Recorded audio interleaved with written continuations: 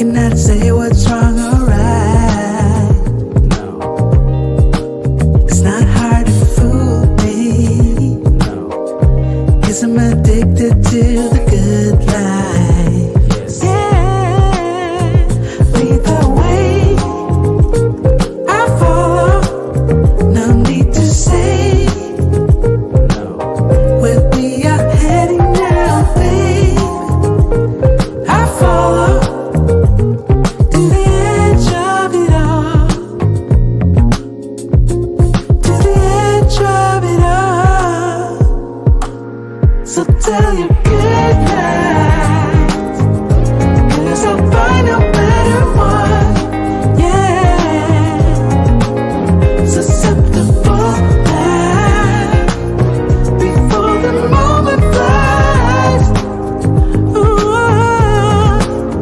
So tell your good night, 'cause I'll find no better one.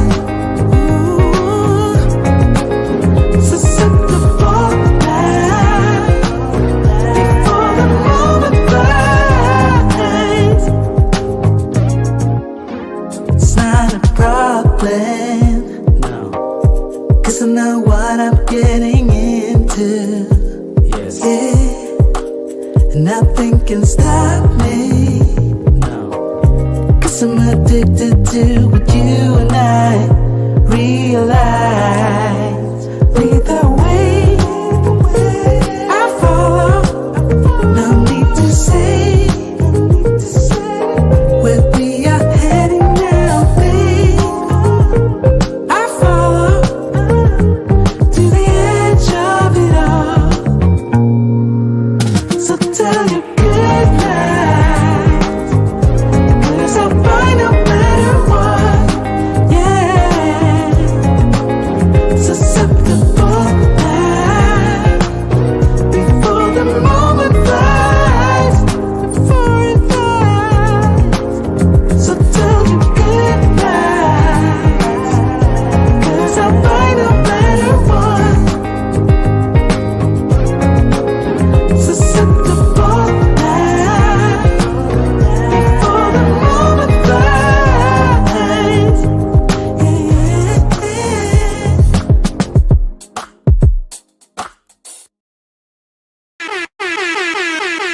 Shout out to all you men and ladies. If you dare to come, dare to tread on this channel. Glad to see you all here on a Sunday evening. My name is Andre of Andre and Andre's Love Crossing Borders. Hope you guys had a wonderful, wonderful weekend. This is a great day. And we got a great topic from Saint Kevin Samuel himself. And this topic is about when it comes to marriage. When it comes to marriage, whether you guys want to get married in the States or remain married in the States, that is no problem. That's a great achievement if that's what your plans are. Now, remember, on this channel, we often talk about the fact that, hey, if you get married in the States, you got to get married to the laws in the States as well. Be prepared for that. But Kevin Samuels also left tips for individuals on what to do, who to marry when you are looking for foreign women. Yes, several times throughout his show, Kevin Samuels mentioned the value of certain types of women, and many of them were, majority where you will find in foreign countries. So we're going to talk about that tonight and listen to what St. Kevin had to say in regards to marrying local women or women from your local country versus marrying women in other countries. Shout out to all you guys out there. I didn't get the shout outs to, I didn't even send out the invitations to everybody. So let me go ahead and do that for some guys as well. But shout out to all you guys that are here. Glad to see you all here. Yes, sir. Yes, sir. Shout out for you guys with the Cash App Super Chat team. Glad to see that you guys are here. Let's get started. We got my brother Will started right out the gate with the 20,000 Colombian pesos, as well as $10 on PayPal going towards the Children's Cancer Foundation fundraiser that we're having. Appreciate you, brother. Glad to see that you are supporting what we do here on the channel. Glad to see that you're here. And he says this: salutations, Andre and Andrea and chat fam. He said, smash the like button. Please support the Cali Children's Hospital and Cancer Foundation. We've been doing a fundraiser for about a month and a few days. We got almost a week and a half left of our fundraiser. Goal is 2,000. We're at least 1,500. I'm sorry, 1,300 right now. So shout out to all you guys that have been supporting the last month plus with this fundraiser. By the way, of Cash App and PayPal, Kevin Samuels was the truth. Yes, sir. He was the truth. Glad to see you guys here. And let me scroll down to the comments once again. And well, that's just automatic on the live. But Flicky Sticky is number one for the night. Glad to see that you're here. He said, Dre, I'm here for all the smoke. Plus, it's Sunday, and I ain't got ish to do. There we go. You ain't got no job, like Smokey would say. Shout out to David Dice of the Dice family being in the building. David says, interracially marriage and dating has always been better and healthier and more productive. Yes, sir. Shout out to you, Dave, being here. Glad to see you here. Let me scroll back up here. We go here and back here. Don't want to miss anybody. Okay, cool. All right, we got 43 in the building thus far. Shout out to all you guys. He said, let's scroll down. He said, Kenny, we got Kenny Peoples in the building. I got a lot of comments from Kenny. So Kenny says this. He said, good morning, everyone. To you, Dre, Happy New Year's. Happy New Year's to all you guys out there as well. He said, I think that your wife may have been here tonight because she specialized on how to find wives on her channel as well. Yes, Andrea's channel, Andrea Wallace TV. We're going to drop the link to that channel in a bit. And she does do videos on how to find love in Latin America. You're absolutely correct. Absolutely correct. Let's scroll down a little further. We got Style King Marco in the building. Yes, sir. He say winter is here. It's official, gentlemen. Winter is here for these ladies. Yes, sir. We got my brother Simple Logic representing as well for them VA boys. Yes, sir. Them VA boys in the building, as well as my man Paper Route Stacked in the building. Glad to see you here. He said, what's up, fellas? What's up to you too, man? We're having a great evening. We got a great live stream going on. My man Bean in the building. He said, hello. How are you doing, Andre, on this blessed Sunday night? I'm having a great night, man. Me and Andre had a Bible study last night, man. Really, really good Bible study. We always having Bible studies. But we had a really good one last night, man. So shout out to you, girl, Andrea. And my man, Derek Wee. And Derek says this. He says, good morning from the warm, nice Bangkok, Thailand. Good morning to all you guys out there in Thailand, the Philippines, says our brothers, Ronin Travelers, as well as the rest of you guys that are hanging out there in Southeast Asia. Looking forward to meeting up with you guys someday soon. Yes, sir. Yes, sir. Let me scroll down a little further.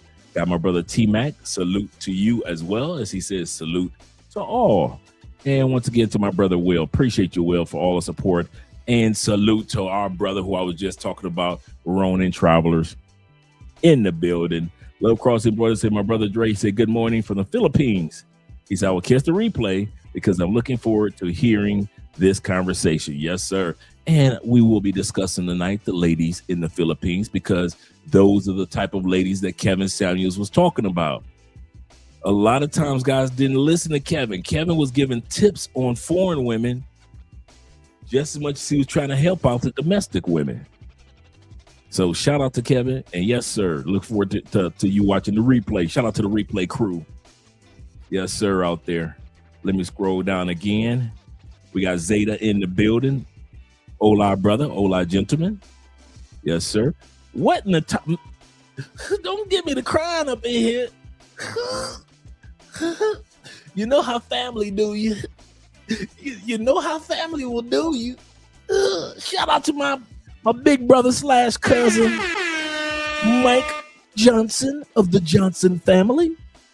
Shout out to Mike being here. And I was thinking to myself tonight, I kid you not, I didn't get a chance to send everybody an invitation because I was just so busy editing the video that we're about to watch.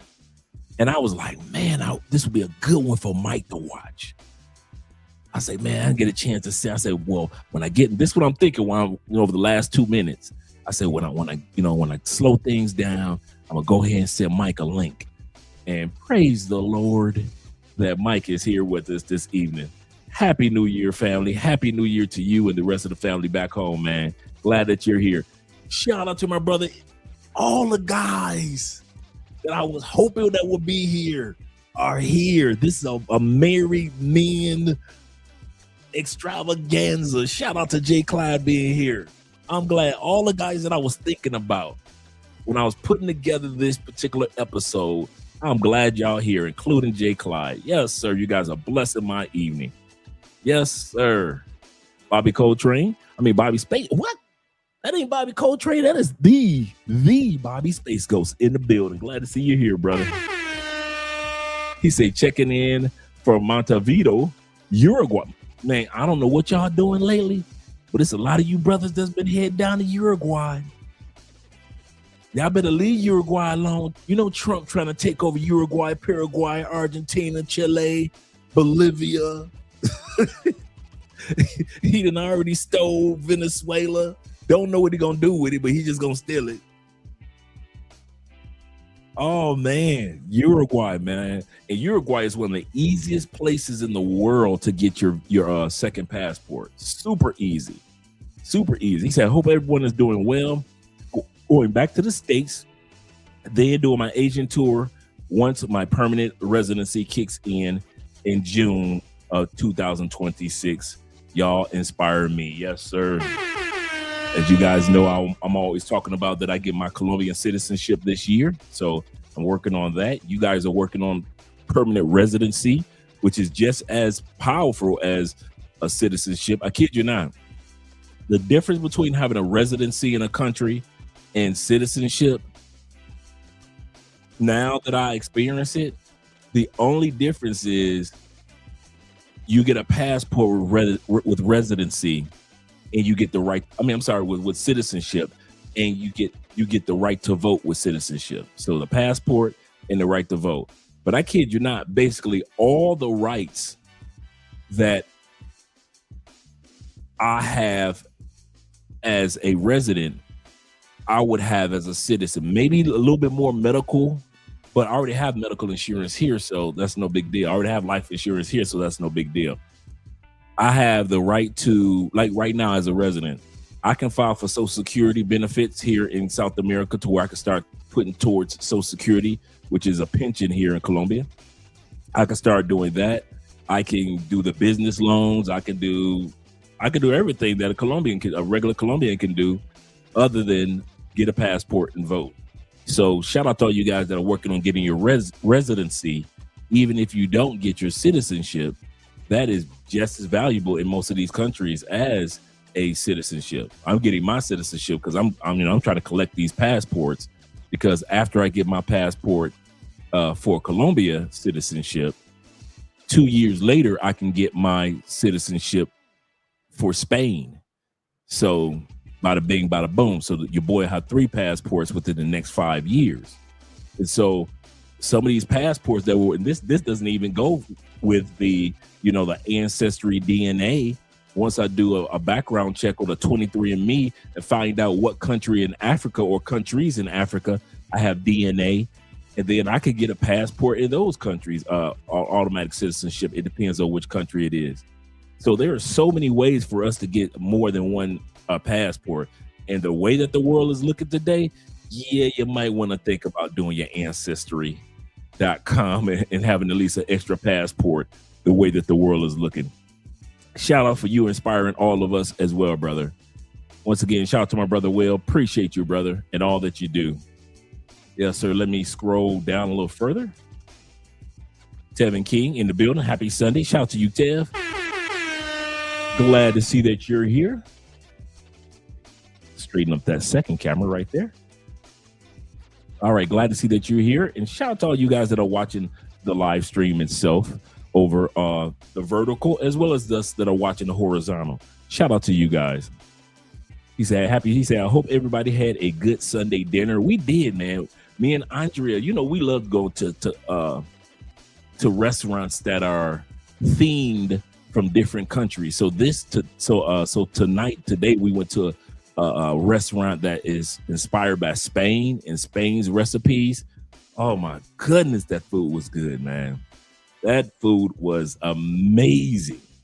So when you go to these other countries, man, make sure you try some of the cuisines. Like here in Colombia, in Cali, at least in Cali, you've got so many Spain-inspired restaurants, Middle Eastern Arabic restaurants that are here in Cali. We've got a few Asian. We got the anime restaurant. We got an anime restaurant that's huge. It's really nice.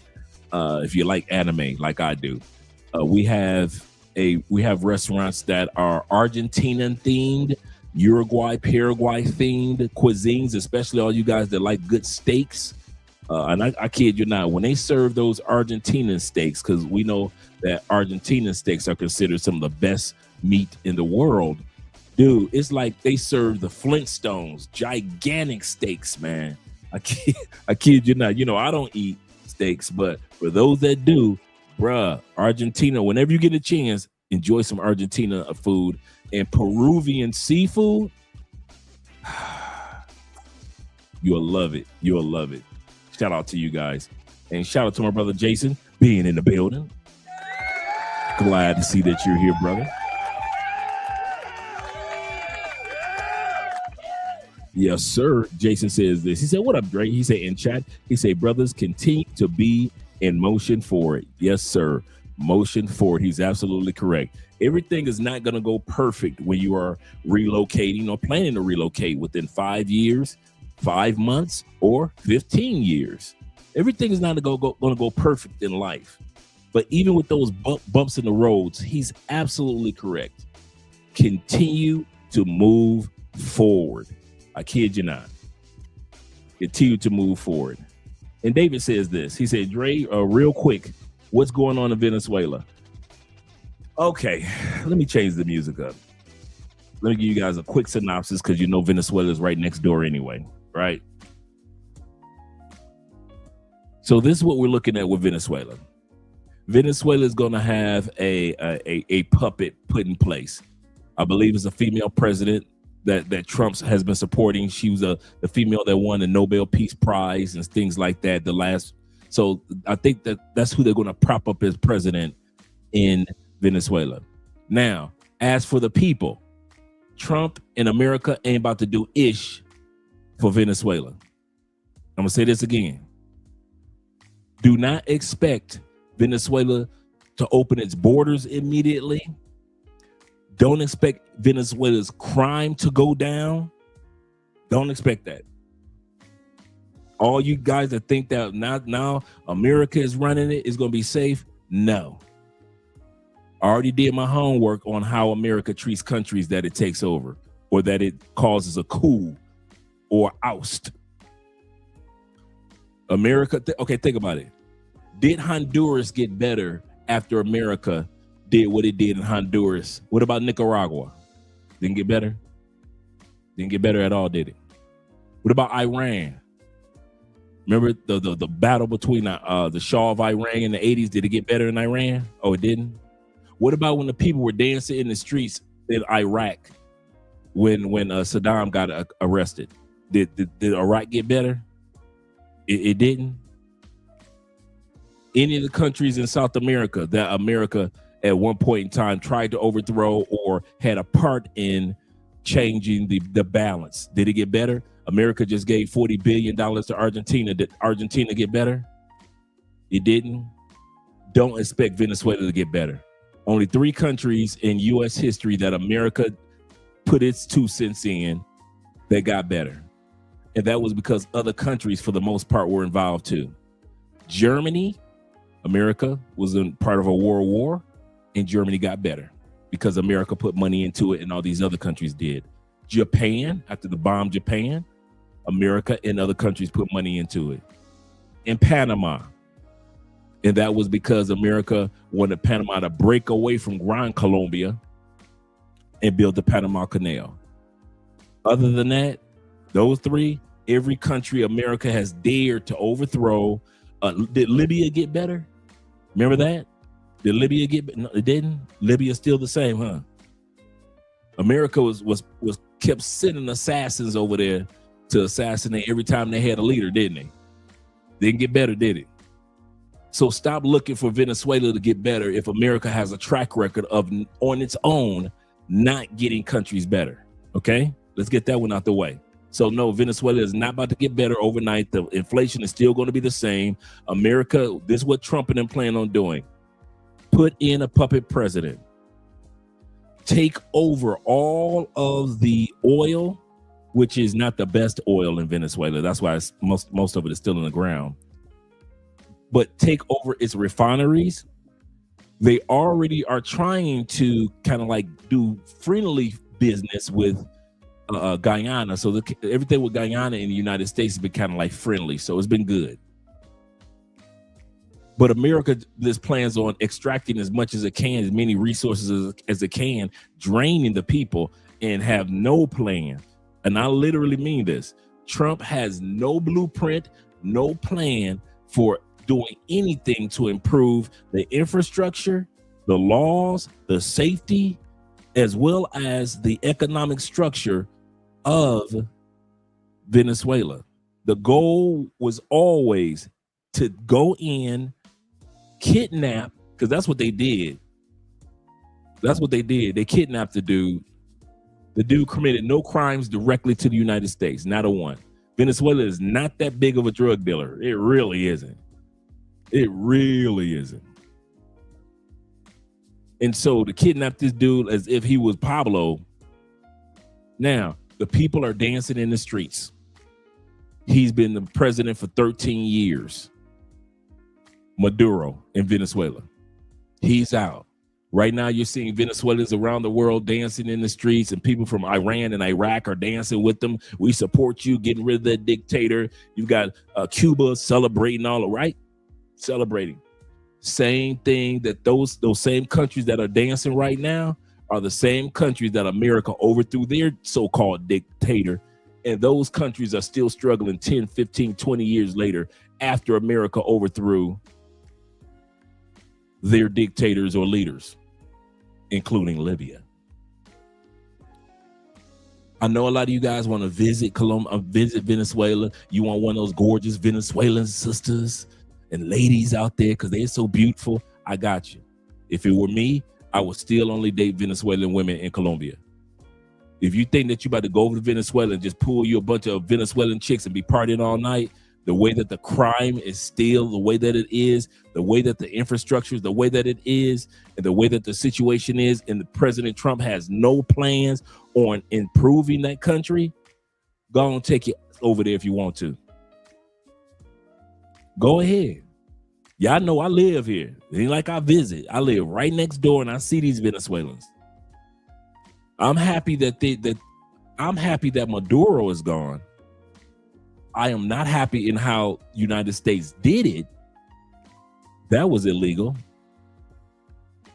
But the part that's going to be sad is in the next 5 years, you guys are going to see that it's not going to improve.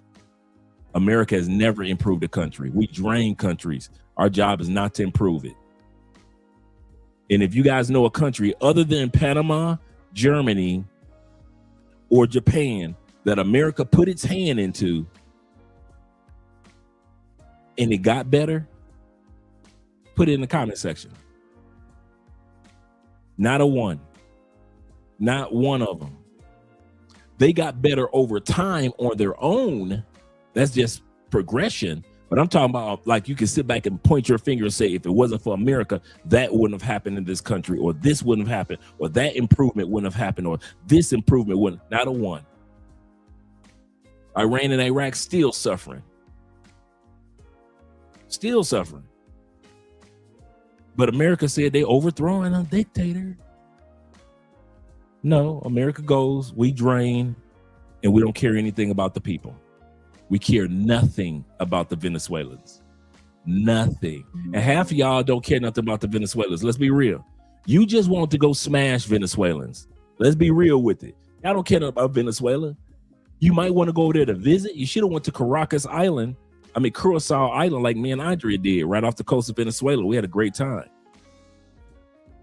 But no, you want to go to Venezuela just to party and to smash chicks. Nothing wrong with that. And I'll say this again, nothing wrong with that. But let's be real. You don't give a damn about the Venezuelan people. You don't care nothing about the Venezuelan people. You just want to go to a country, beat the coochies up, party all night, and leave. Again, there's nothing wrong with that, but let's not pretend that you give a damn about the Venezuelan people. Because Trump doesn't. Americans don't, because we don't know anything about other countries. So I give America grace, because anything our politicians say, we fall for, because we don't do any homework about any other country outside of our own anyway. So I understand that. Most Americans didn't even know Venezuela was in South America. That's how naive most Americans don't even know Argentina is in South America. They don't know where Uruguay and Paraguay is. Most Americans do. Ask the average American where Chile is, Bolivia, Peru, Ecuador, Panama. You ain't got to make it hard for the average American. You're not going to say, where is Suriname, French Guyana. You ain't got to make it hard. They barely know where Brazil is. So if politicians could just say, hey, we're about to invade Venezuela. Okay.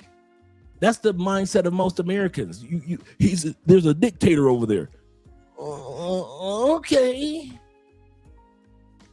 That's it. That's it. But if you think that Trump gives a damn about Venezuelan people, and you seeing all these people dancing in the streets, don't let that first week of dancing fool you. We've seen this over and over and over again in my lifetime, and I have not seen America improve any country that it calls itself overthrowing their leader. Yeah, I've heard some good things about Uruguay too. I ain't gonna even lie to you. Shout out to Zeta in the building. Shout out to Zeta. Yeah, but that's my commentary, that one moment commentary. Shout out to Twan being here in regards to Venezuela and what's going on. It's just going to be something that you're going to have to be patient with. I hope it gets better for the people. I don't care about America getting more oil. Okay, here's the plan. Since we want to talk, let's talk. Let's take a few seconds out and talk about what's really about to take place over the next 3 years. As long as President Trump's health is okay, this was about to happen in the next 3 years. Y'all ready? America's going to bring most of its troops back to the Western Hemisphere. America has decided, under the auspices of Commander-in-Chief President Trump, he said that, listen, we're going to start pulling our troops out of this country, that country, our ships. Think about it. A third of the U.S. Navy is off the coast of Venezuela. A third of the U.S. Navy is off the coast of South America. U.S. does not have any pull in Africa the way that it did at one point in time doing. What about in Asia? I'm not talking about having military bases in locations. Do we have that type of pull like we used to in Asia? No. What about in Europe? No. So the only place that President Trump and others feel that they can have some type of ruling and control the lithium that's in Argentina, Uruguay, and Paraguay, because Uruguay, Paraguay, and Argentina have 60% of all lithium in the world. I don't know if you guys knew that. 60% of all lithium in the world comes from Uruguay, Paraguay, and Argentina. For your cell phones, for your batteries, things like that, right? So they figure if we can control the lithium that China will need, and the oil that goes back and forth between Venezuela and China, and then bring Colombia back to being Republican, because this president that Colombia has right now, Petro, is our first Democratic president. Colombia has never had a Democratic president. and they do not like Petro. And the election is up in May anyway, so he can't run another term. So Colombians are thinking to go back to Republicans. Only one problem: the guy that's in head of the race for the Republicans, he thinks like Maduro. So Colombia wants to go back to being Republican, but they like, man, we don't want a Maduro type dude. So that's the challenge with Colombia. So what America is really trying to do, from Greenland all the way from past Canada, all the way down to because America is about to get into a beef with Denmark over Greenland, all the way down to Mexico, all the way down to Central America, all the way down to South America. America wants to control this hemisphere.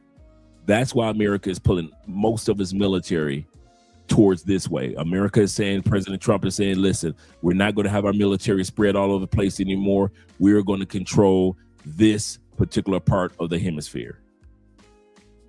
And if we can dictate this part of the hemisphere, then we can control the world, because we cannot keep up with China in regards to the growth of military.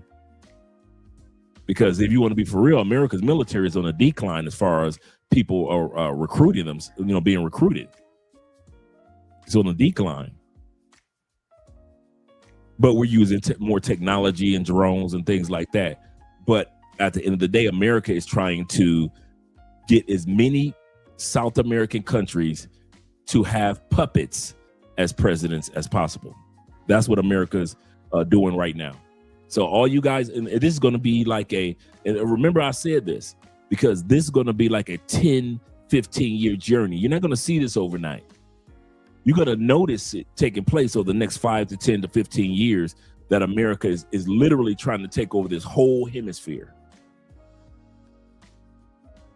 This whole hemisphere. And that's why you got countries that are even considering coming together as a military. You got right now, there are whispers behind the scenes of Mexico, Brazil, and Colombia coming together as a military might. Because America thinks that it can bully all the countries. And these countries are starting to realize, if we come together, we might have a chance to keep America from assuming that they can do to us like they did to Venezuela.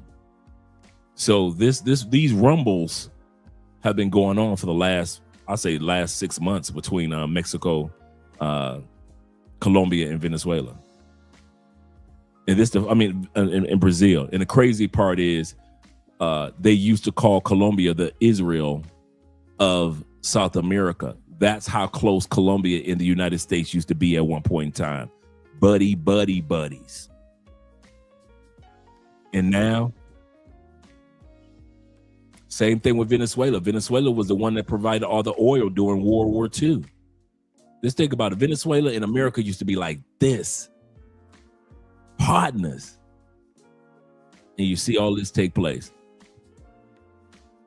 So yeah. Shout out to my man MAB. I knew that was MAB in the building. Shout out to all you guys that are here too. The MAB experience. He said if we kick our fat people out of the military, we'll even be more screwed. See, those are the things that I didn't know about. Salute OG Andre in the chat. Salute to you, brother, with the $10 love. Appreciate you, man. Yes, sir. Oh my goodness gracious, we got 107 people in here. We're about to enjoy some Kevin Samuels, guys.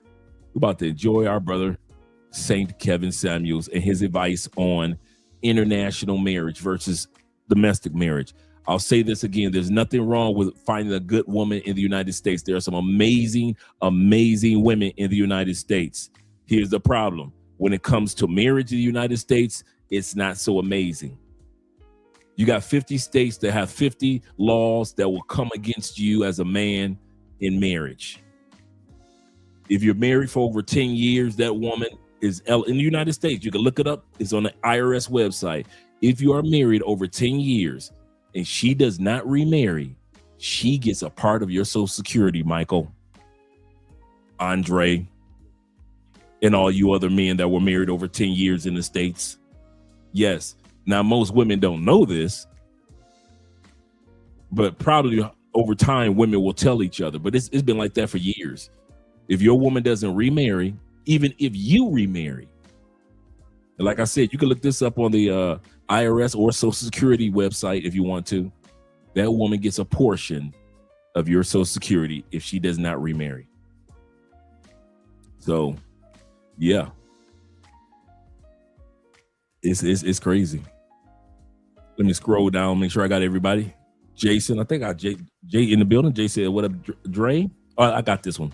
Shout out to Jay in the building. And shout out to African Wolf, the African Wolf, my favorite YouTube name. Peace to everyone. Like I said, I might not get a chance to get to everybody like my man Garfield in the building. Shout out to you. Rafi being in the building. Shout out to you, brother. Us glasses wearing brothers. He says this. He said, "What's up, Dre?" He says, "Salute to you, Andre, and the chat from Speedway, Indiana." Yes, sir. Them Indiana boys. My old turf. So he say, so how are you saying passports are country specific? So are you saying passports are country specific? Yes. I'm saying that it depends on whatever country that you're getting your passport from. Like I said, many of us could use Ancestry DNA, Ancestry.com or 123andMe. And there are countries that will allow you to use that DNA results to prove that you are part of the continent of Africa, which many of us know, and what country you're from. And many of those countries are allowing you to come back. And I've had a few guys already had done this. Get your citizenship in that country without even living there. And they went back there. They did go for like a ceremony. The guys went back for a ceremony and got their passports. And like I said, this is not something I heard. This is something that I know. I know these guys that have done this. So you can get a passport that way. As for me, my wallet is in my pocket. Once I get my Colombian citizenship, and for many guys such as T-Mac and others, Jay Clyde, once we get our citizenship, we no longer need to use our Colombian passport to go around go around South America or our Colombian passports, because there's a treaty in South America that we can use our ID. So we could go, once we get our citizenship, we can go to, just with our ID, we can go to any country in South America, except for Venezuela, the way that it is right now. But we go to any country, the other 11 countries in South America with our ID, stay there as long as we want, start businesses, own property, all of that. One of you guys mentioned it the other day. It is the Mercosur agreement, MERCOSUR, Mercosur, if I pronounced it correctly.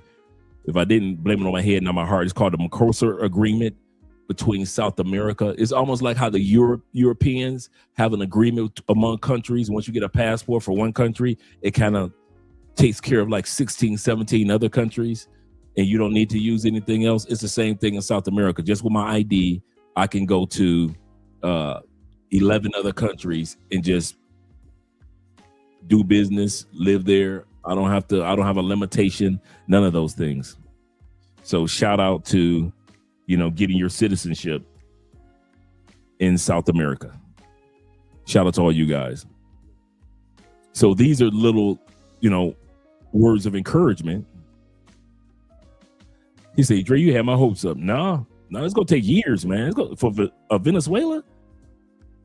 He said Venezuelan women have been known for their beauty and in modeling. Yes, man, dude, I won't lie. The finest women I've seen. And Brazil got some fine ones. Colombian,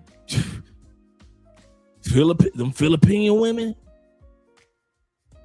them Japanese, them Thai women, them Eastern Europe women, I give it to, but them damn Venezuelans, them some bad, dude, them women own the word gorgeous. And I'm talking about average, everyday Venezuelans. I saw one Venezuelan chick, true story, before we go to the video. I tell you how beautiful these women are. I saw a Venezuelan chick on TikTok. She was at home, right? Just regular t-shirt, jeans, cute. Nothing special about her regarding Venezuelan standards. Dude, how come she got a visa to go to the States? How come she wasn't even there a couple of months and got a modeling contract? In the States, she's a 13. In Venezuela, she's a 7. Them women don't win Miss Universe for no reason. They are, and don't let, dude, have you seen some of the black Venezuelans, the Afro Venezuelans? Man, they fine too. And then in the bedroom,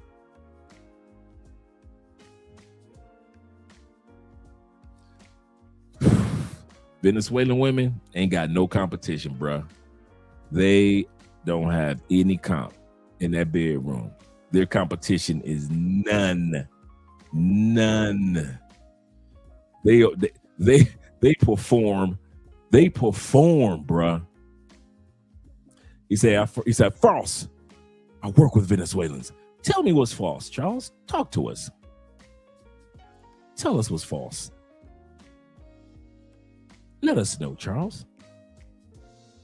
Shout out to you being in the building, brother. Let me scroll down and let's get started with the video. I see all you guys are in the building. Let me make sure I don't miss anybody for our super chats. And let's get ready to get started. Oh, you were saying this? Yeah, these. Shout out to my man, Master Thriller. These are some of the countries that are the only ones in Africa at this time, as far as citizenship is concerned. He said, "I'm waiting on my results from Benin." All right, or BN. Thanks for letting us know, brother. Let us know when you get your results too. How everything works itself out. He said, "I got my permanent residency in August." He said, "Then I have to wait 2 años for my citizenship." Yep, I gotta wait 2 years.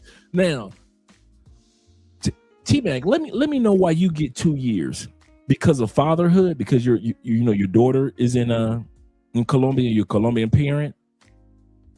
Is that why yours is 2 years? Because that for guys that don't know, if I guess I'm going to go with your daughter.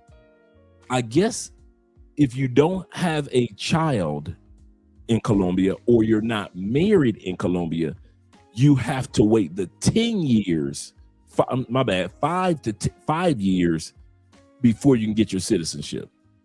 So if you have a visa here, a permanent visa in Colombia, but it's business, you got to wait 5 years. If it's any other, if you got a retirement visa, you got to wait 5 years from the point of getting your permanent visa to citizenship. But because, if I'm not mistaken, T-Mac is a father here, and because I'm married here, our time length shortens to 2 years. And since mine was March 5th, 2024, my 2 years are up March 5th, 2026. So shout out to you guys in regards to that. Oh, you say yes because of the parenting? Okay, cool. Yes, I was wondering what it was. Okay, cool. Yeah, normally it's 5 years. Absolutely correct.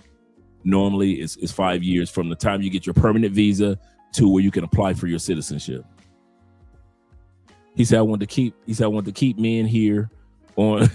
He said, I want to keep men here who pay child support. Oh, that's what they want to do. They want to keep the fathers there that pay child support. He said, my baby mama had to submit a letter that I support the child financially. Oh, cool. I didn't even know that. The things we learn. Let's get ready to pull up the video with our brother Kevin Samuels. But before we do then, we're doing some clones of the night. Clones. The clone that I'm wearing tonight is called Kismet. It's called Kismet Cologne. It is a clone. It is by Maison Alhambra. They got a good collection.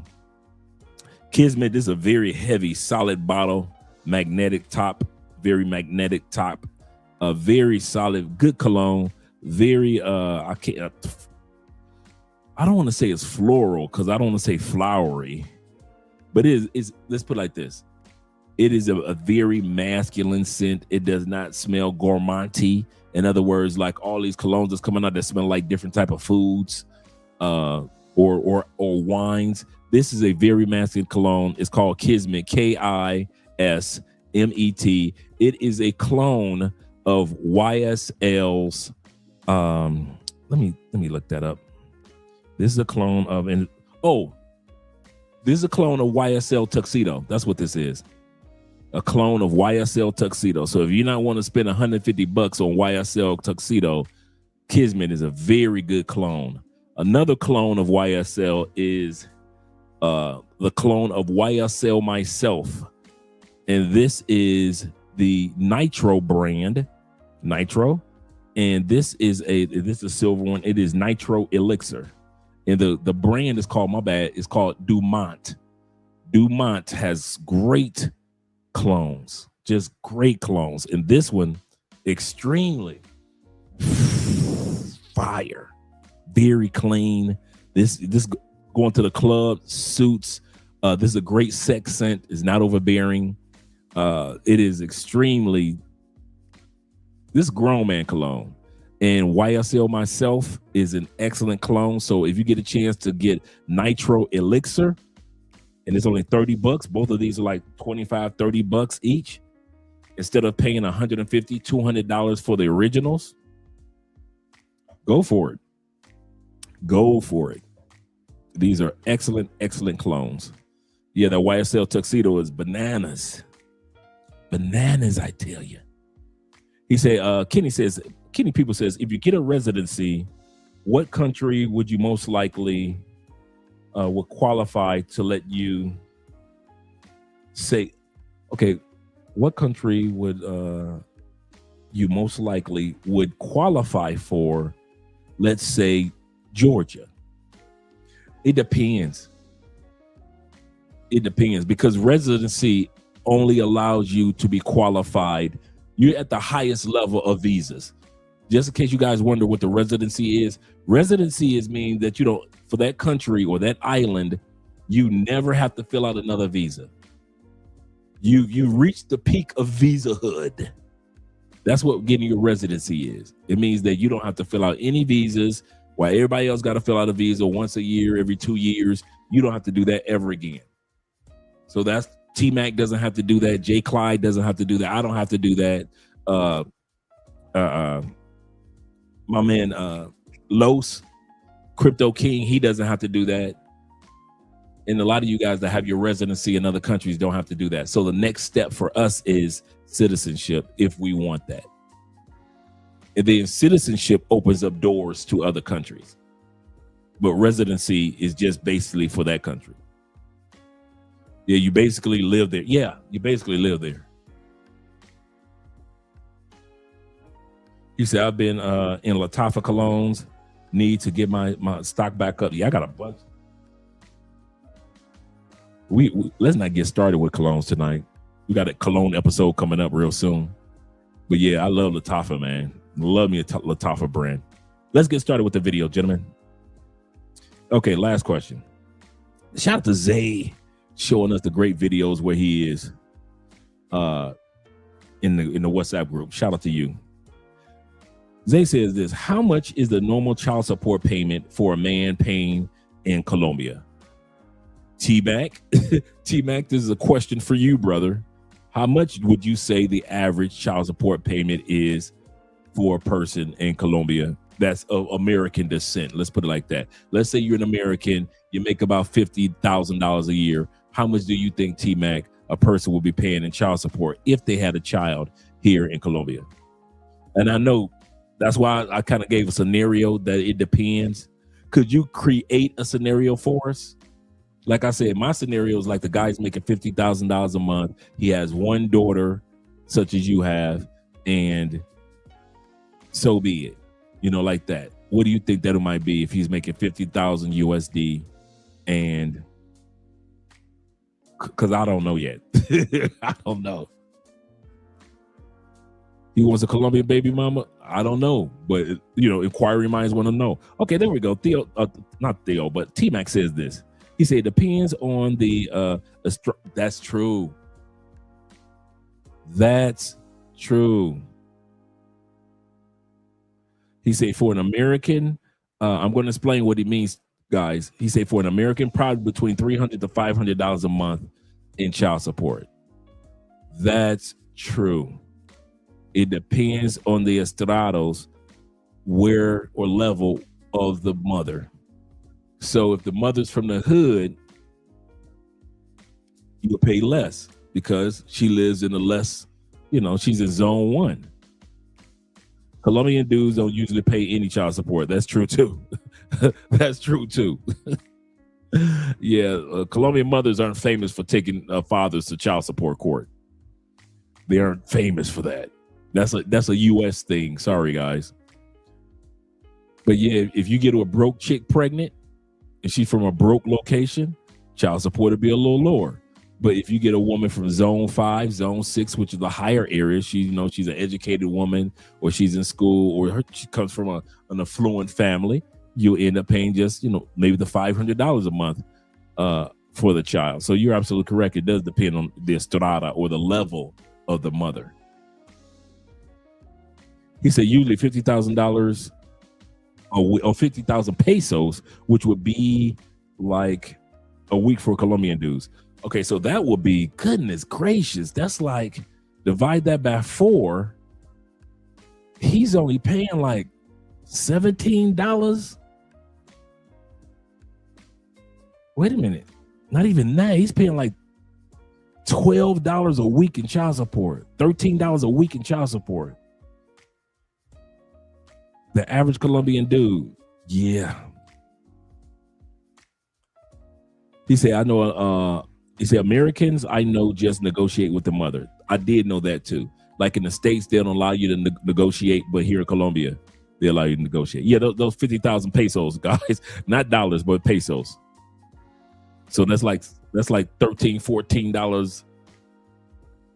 No, wait a minute. Times 4 is 15. 4 times 15 is 45. So therefore it is, so 15, but it's about like 16 bucks a week. Okay. Yeah, that's Colombian pesos. Good question, guys. That was a good question.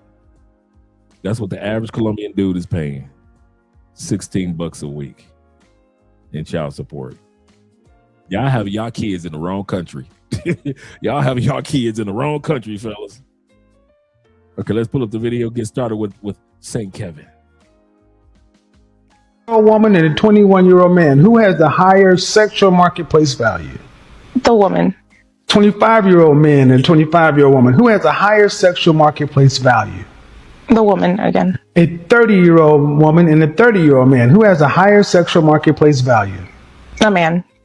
The 35-year-old man and a 35-year-old woman, who has a higher sexual marketplace value? The man. And as I keep going in 5-year increments, will women ever overtake a man's sexual marketplace value? Not in the long term, no. No. Will it grow at a steady rate, or will it get exponentially larger? Meaning a 50-year-old man and a 50-year-old woman, will they have the same difference between them as a 30-year-old man and a 30-year-old woman, or will it be greater? It'd be greater. Thank you. So by math, you've just said women have roughly a 10-year period before their value dips below. I'm just tired of these females who cooked after 30. I'm going to say it like that. Cooked. Okay, so you're personally attacking me, so I would like to know. How am I attacking you? Because I'm after 30, so I'm cooked. Yeah. Yeah. Yeah. Yeah. Yeah. Listen, I'm crying. yes, dog. Listen, dog. Guys is over here like, your prime is 25 to 30. Let's keep it 100. And after 34, 35, man, think about this. When I cook some food, all right, it's cooked, right? Now I ate some, then it's leftovers. Then I put it in the refrigerator. After so many days, you got to throw it out. You know what I'm saying? This is crazy. Like, how long do Thanksgiving food last after Thanksgiving? How many days we giving it? 3? Then you throw it out. So that means if you cooked at 30, 35, we got to throw it out. I want y'all to notice this happy man here in a happy relationship with a loyal wife. That was a fiance, that was a girlfriend. with their kid. The 7s and 8s are better wives than the 8s to 10s. Before he goes any further, do you guys agree or disagree with that? 7s and 8s make better wives than 9s and 10s. I want to hear what you have to say. Once again, he stated that women that are 7 and 8s make better wives than 9s and 10s. Put in the comment section what you guys think. T-Mac says he agrees. In mass, yes. I like how you word that too. He said, I'm going to say 6 to 8. I was thinking 6 to 8 too. I was thinking 6 to 8 too. Like this young lady right here would be considered a cute 7. She got the deep dish dimples. That's all her hair. Very little to no makeup on. She's just a cute white woman. She's not looking like she's about to be a supermodel going on stage, but she's his supermodel. He said, I can't deny or confirm, never been married or have kids. Yeah, I got you on that one, Dave. Yep, 6 to 8. That's what I was thinking, 6 to 8. Yeah, she got the deep dish dimples. She a cutie though. That's serious. Yeah, nice 7. Okay, I just wanted to hear what you guys have to say. I thought the same thing, gentlemen. I thought the same thing. So most of us agree, shout out to Tori being in the building. Most of us agree that when it comes to 9s and 10s, you smash them, you trash them. 9s and 10s are the side chicks. They are here in Colombia. You don't be, dude, here in Colombia, you do not be seeing the main wife as a 9 and 10.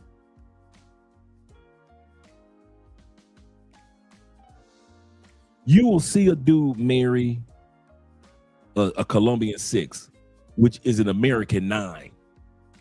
You'll see us marry I kid you not, for real. You'll see us marry a Colombian citizen, a Colombian a 7 that is a American 8, 9, 11. Dudes be looking at our women like, damn, your woman fine. She's beautiful. And you be thinking to yourself, man, she is beautiful, but I know some Venezuelans that I know some Afro-Colombian sisters, that's killing the game. And then the Colombian 8 could be a model in the States. Like our girl Maya Afro Wahida, right? On her channel. Can Maya not be a model in the United States?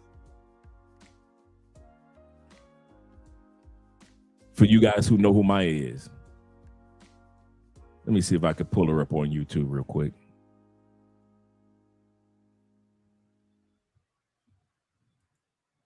For those who know who Maya is, let us see. See if I can pull her up real quick.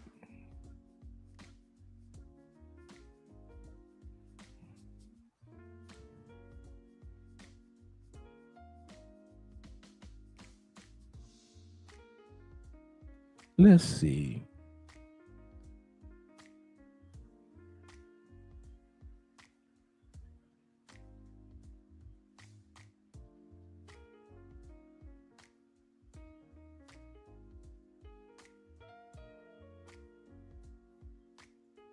Let's pull up our girl. Shout out to Maya. This is our home girl. She was the first person we interviewed in 2000. One of the first people we interviewed in 2019. So let me pull up the screen share and let you guys see Maya. You know, Maya is a small town, lived in Bogota.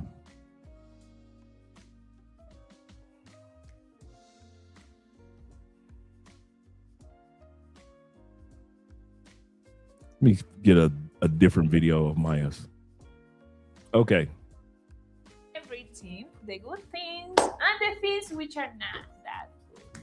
And today I have one that, being honest with you guys, Now, I am a little bit disappointed. a lot of us have you know. always I looked don't at know, Maya I'm like, a girl, little you bit could have been in the States unmotivated. modeling So you somewhere. tell me your opinion. Maya's about like, it. what, You know that 5'9"? I have been working this channel You for got I the think height. 2 years. And finally, after many But in months Colombia, of like doing yeah, videos, finally I was starting to like a see a little Colombian bit of feather, money. Like, oh, good, Maya, Colombian yeah, 8. you're doing it. Yeah, I was very excited about it. By the way, thank you for your support. But You 3 know? months ago, I got a Let's see if I mysterious could email from YouTube. And basically, see if I can pull up When some I of was living in United States, one of the things that I found is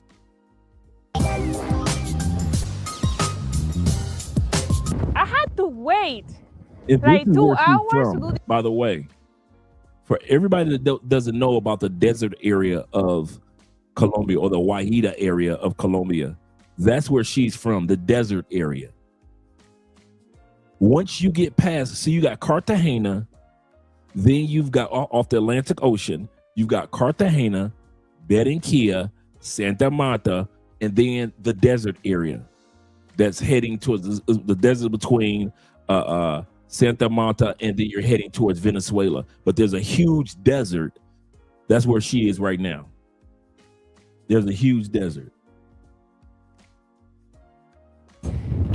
empty. Are you ready for the prize? Vamos! Ah, look at the sea! The prize, of course, is this freaking view, guys. And there is another one. I say a prize that actually is not a prize. I'm going. So there's some beautiful Afro-Colombian sisters down here that if they were in the States, they could easily have been models in the States, easily. But while they're here in Colombia, Your mama. If you ever look at any regular women, and such as this young lady here, very, very attractive with the deep dish dimples. But like the brother said, 7s and 8s make better wives. Yeah, that desert is next to Venezuela. You're absolutely correct. Right next to Venezuela. Shout out to my man Chalupe in the building. Shout out to Lennox. Also, he said, y'all got man, what you think? The United States is the only one that got deserts? Yes, we got deserts, snow-capped mountains, and all that stuff. Yes, sir. Yes, and make sure you subscribe to her channel. Let me drop the link to her channel while I'm playing. I'm going to drop the link to this particular video that she was watching, that we were watching. So make sure you subscribe to the sister's channel. And she is just the sweetest person. She's at 140,000 subscribers. And I remember when she first started, we interviewed her about 4 or 5 times to help her get her channel off the ground. And it's great to see her doing good. He said, yes, Colombia has deserts, the area for all you Americans that are ignorant of the country. And they have some of the nicest glamping locations and tours in the desert. Because remember, the desert is still off the Atlantic Ocean in Colombia. Remember, she was running by the ocean. So the deserts in Colombia are still off the Atlantic Ocean. But let's go back to the video where the brother was saying, hey, 7s and 8s are wifeys. I want y'all to notice this happy man here in a happy relationship with a loyal wife that was a fiance, that was a girlfriend with their kid. The 7s and 8s are better wives than the 8s to 10s. Argue with your mama. If you ever look at any of these superstars that are going through all this trouble, look at Anthony Edwards and all these, the fake, glammed up baby mamas with all the work done.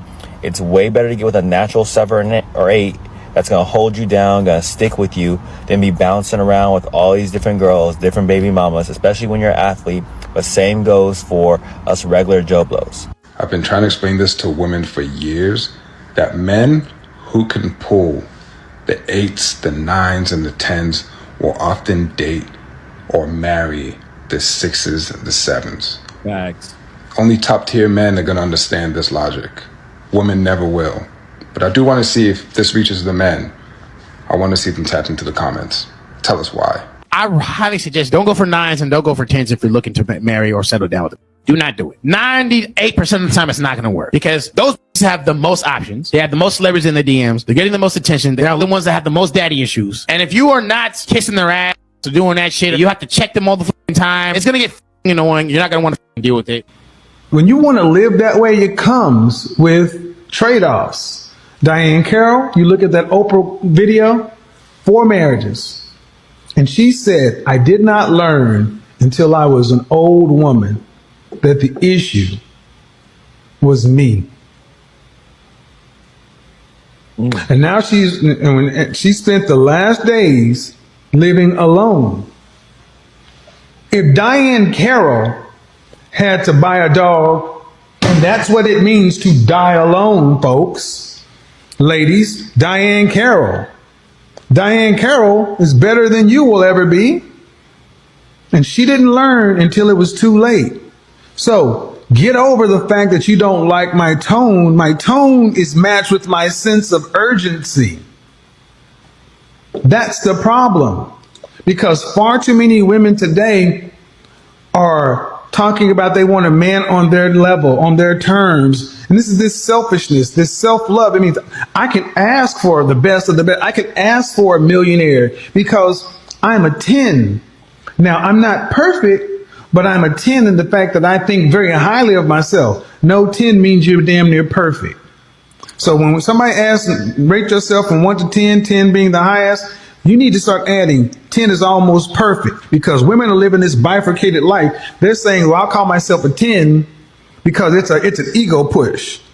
But if you say I'm a 10, does that mean, there's no room for improvement? You have women that in one breath, they'll say they're a 10 and in the next breath, they'll say, yes, there's room for improvement. Then you ask a woman, do you like a man that's more down to earth, more humble, or full of himself? More down to earth, humble, but y'all are full of yourselves.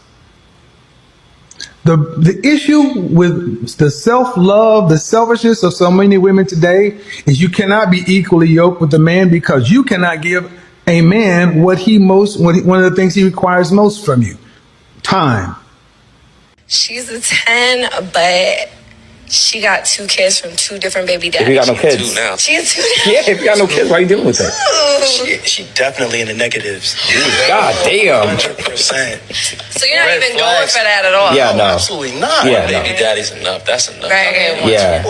Show me a 10 that's complaining. That's a good question. Can a woman be a 10 with kids? You brothers already answering. You guys are already answering. Can a woman be a 10 after she's already had kids? And I don't mean her looks have subsided. I mean that physically, because dude,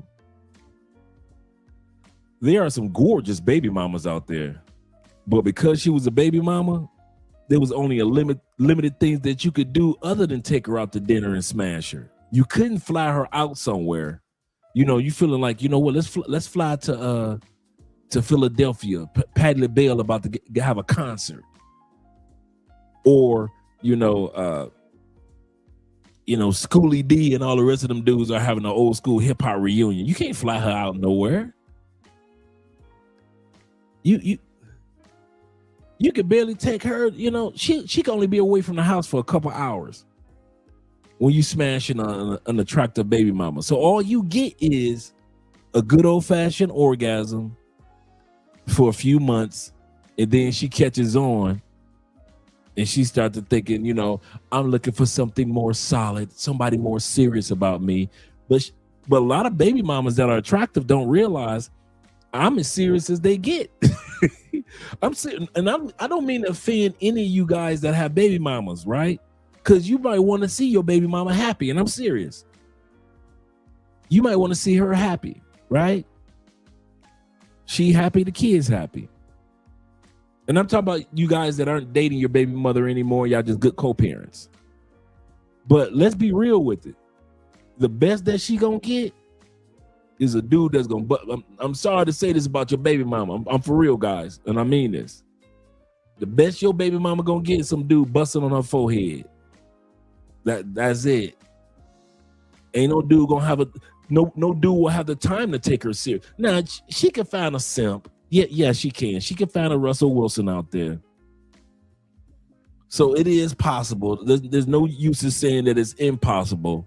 You know, some dude might have a good nut on her forehead and fall in love. You know, she let me nut on her forehead. I'm in love. You know, some dude might be out there like that. But most dudes go run through your baby mama as soon as they find out that your baby mama got your kids. I can smash your baby mama during Christmas when they with you. I'm being for real. I can smash her while the kids are gone with you for the summer after summer school. So I can smash her all summer. I can smash her during the Thanksgiving break because she over your mama house for Thanksgiving. The kids over your mama house for Thanksgiving. So I can smash her then for like 4 days. And then when Christmas break come, the kids over your house or they over her mama house. And so for them 2 weeks, other than the holidays, I can beat her coochie up until New Year's Day. But I can't take her serious. And she's a 10. And a lot of women don't realize that. A lot of women don't realize that most men do not see you as a 10 anymore. Your 10 days are over, but I'm sexy. And I've had women, brother, I'm talking about gorgeous. And I don't know what it is. As soon as I see a toy in the room, or if I see a kid's book bag, I mean, that's how it was when I was in the States. When I see a kid's book bag, or if I saw saw her walking through the mall with a kid, that 10 just dropped to a 5, man. And shout out to the mothers for motherhood. Do not get me wrong. I'm not trying to come ill will with my statement, but I'm talking barbershop talk to grown men. And most grown men don't think like that, baby. Around the world, this is how we think. Baby mamas are just good for smashing. I'm talking to all you guys that are co-parents with a baby mama.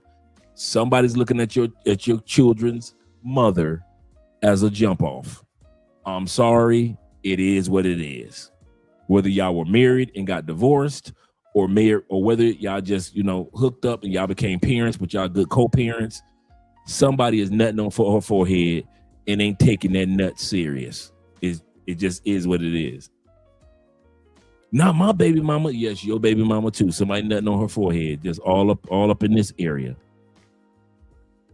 From the eyebrow on up. Okay, from the eyebrow on up, she getting bust on her forehead. So you're gonna have to accept that, brother. I know it hurts. It hurts the soul to know that somebody might not take her serious, but there's a simp out there that's willing to do it. Somebody willing to be the simp father. But hey, I'm just putting it out there. He said, Dre, I'm gonna keep that keep it a buck. He said, it's just me though. He said, I don't expect others to understand. He said, but what in the last 5 years, I don't even sleep with baby mamas no more. And I don't blame you at all. And there are a lot of women out there that a guy can sleep with that's not a baby mama. A lot of guys think, man, every country you go to, there's baby mamas. Yes, but there are a lot of women out there that ain't got kids. So I'm with you on that. I agree with you 1%. Yeah, skeet.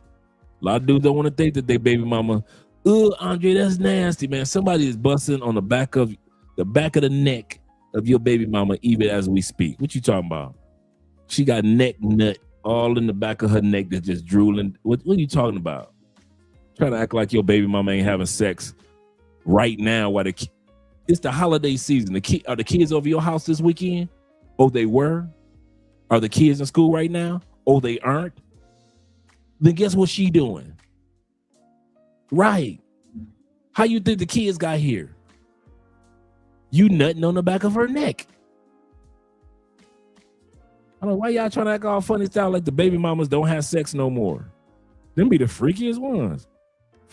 He say eyebrow below. From the eyebrow below. She She ain't black, she OJ. That's right. Black, I'm OJ. She ain't black, she OJ. Okay. That's serious.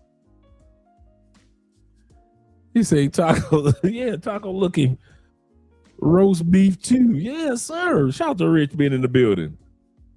He said, respectfully, baby mamas are easy. This is true. Don't take much to smash, honestly. 2 days tops. That's it, bruh. Excuse me, miss. What's your name? Where you from? Can I come? Can I take you out tonight? Hey, I didn't write the song. Luther did. Seriously, man, baby mamas are. And some of you guys are thinking, not my ex-wife. She's a great gal. Man, your ex-wife getting her back broken in. Your ex-girlfriend getting broken to smithereens. Shout out to Will H being in the building. He said, just let them top me up. Seriously. And a lot of times, baby mamas, that what makes them so easy because that's all they want too. Because they know, hey, listen, my kid's gonna be back in 2 weeks, or my kid's gonna be back in 2 months during the summer. I got responsibilities. I'm in school right now. I got a job. Blah blah blah blah. So the baby mamas be just as busy. They be like, listen, I need somebody to run through me, and I mean, like, come on, you got a friend? I need you and your boy to run through me. I haven't had a good old-fashioned train since last summer. It's baby mamas that want trains ran on them. I don't know why y'all try to act like baby mamas just so Virgin Mary, and my baby mama just want child support, nothing else in the world. She bakes cookies and make grilled cheese for the kids when they come home from school. She does do that. But before them kids get up, I used to be over your house, over your baby mama house, beating her up. I get there like 1 o'clock in the morning because I make sure the kids are in a deep sleep. I beat your baby mama coochie up till about 4. The kids waking up at 6. That was the routine. And this is a routine that I did not invent. It was plenty of dudes out there beating up baby mamas, getting to the kids sleep yet? They just went to sleep at 10:30. I'm on my way. You go over, shh, be quiet. You kind of creep in the house like a bandit. You break that coochie. Shh. I'm like, you the one yelling?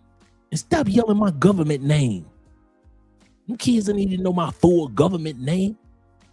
Oh my God, Andre Spence. Girl, you are having an orgasm yelling my government name. Be quiet, girl. And then by the time 3 o'clock, 4 o'clock in the morning hit, because I'm going to hit it twice. Because she want to talk. She want to have some, come on, let's be real. She want to have some adult conversation. So after she nut, I nut, we're going to lay there in the bed and we're going to have maybe half an hour, 30 minutes, have adult conversation. She going to ask me, do you want a glass of water or a juice box? So now you in there drinking the kids' pineapple juice box. You on the edge of the bed just rocking, butt naked. Kids in the other room snoring their ass off because they got school in the morning. You just sipping on the juice box. Y'all having conversations because she looking for some adult conversation, not just sex. And y'all talk for about a half an hour. You beat the coochie up again. Go in her bathroom, clean yourself up a little bit. Like we used to say, take a whole bath. For all you dudes, that's old school, the whole bath in the sink. Take you a quick whole bath. And jump in your vehicle like Batman, and you out. I'm not inventing. You know why y'all laughing? Because y'all did the same thing. That's why y'all laughing. Because all y'all at one point in time did the same thing to somebody's baby mama. Some of you dudes be on the other side of the city beating up some Asian chick, right? You just don't know. I'm on the other side of the city beating up your baby mama. She need love just like you do. Don't fool yourself into thinking that she don't. She'll fool around just like you do. With you or without you, just like you do. 'Cause a woman needs love just like you do. Don't fool yourself into thinking that she don't. She'll fool around just like you do. Come on. Shout out to Ray Parker Jr. y'all better stop sleeping on the hits. He said, "You hit my baby mama, man. I used to break your baby mama to smithereens."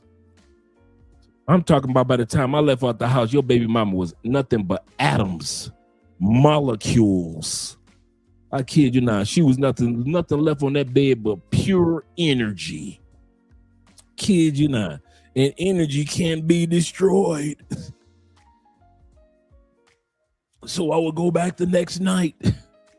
Shit, baby mamas, blessing upon blessings. Just like you do. Let me go back to the video, gentlemen. Shout out to the sister here. This sister right here, actually, her and her husband purchased, they just had a son, and they purchased an acre of land in California, as well as have a trust fund already set up for their son. And so she's always putting her on her TikTok. This sister is always putting her foot on the neck of women for being irresponsible. I would love to see a 10 complain about being married, because at the end of the day, we got all these girls up on here complaining about marriage and they solid 4s. Hence Cardi B. Y'all talk about, oh, Cardi did it. Cardi before the surgeries was a solid 2 to 3. Maybe even a 4, but she got her nose done, her face done. She got good money now. So Cardi looks completely different. You know what I mean? And just like a lot of you girls, y'all come on here with your lace fronts and your long eyelashes fluttering and your lips done and all this other stuff done, thinking that you a baddie. You're not a baddie, baby. Take all that off. Take off the clown makeup. Take off that funky lace wig. Take it all off and let's see who the real baddies are. Because I love to tell you right now, you not. Everybody want to come online like, oh, you're a baddie, you're a baddie. Women love hyping up mid-females for whatever reason. And you know, men be in their DMs because they easy targets. You know what I mean? So it's like, y'all sitting up here thinking y'all something when really y'all not nothing. You know what I mean? So y'all want to come out here and complain about being married and complain about being a mom. And most of the ones complaining about marriage, half the time not even goddamn married. Then blame y'all's mamas. Maybe our moms did it on our own. That's it. And our mother, No, your mothers failed you. Your mothers did it on our own. Mothers failed you. Mothers failed you in relationship. They failed you. Yes, they did. And I wish I had my mom on here. Yes, they did. Baby boomers and Generation X women failed their daughters because you were taught to be individuals. And that's not, but you're not independent, but you don't make independent money. You were taught to be independent. Black men are actually more loyal than black women because they're still trying to date. They're accepting women who are larger. They're accepting women with kids. They're accepting women who have all these different fingers and hairs and nails and tattoos. I had to talk to a woman last night who was 23 years old. I said, if I put you in a room with the kind of men you said you want, would they pick you? And they were non-black men. She said, no. I said, if I put you in the kind of room with men you want and were black, would they accept you? She said, yes. Because I know my worth and I make a lot of money and I'm pretty. No, not at all. Being pretty don't even ensure that you will get a ring. Men don't marry looks. We have sex with looks. Men marry behavior.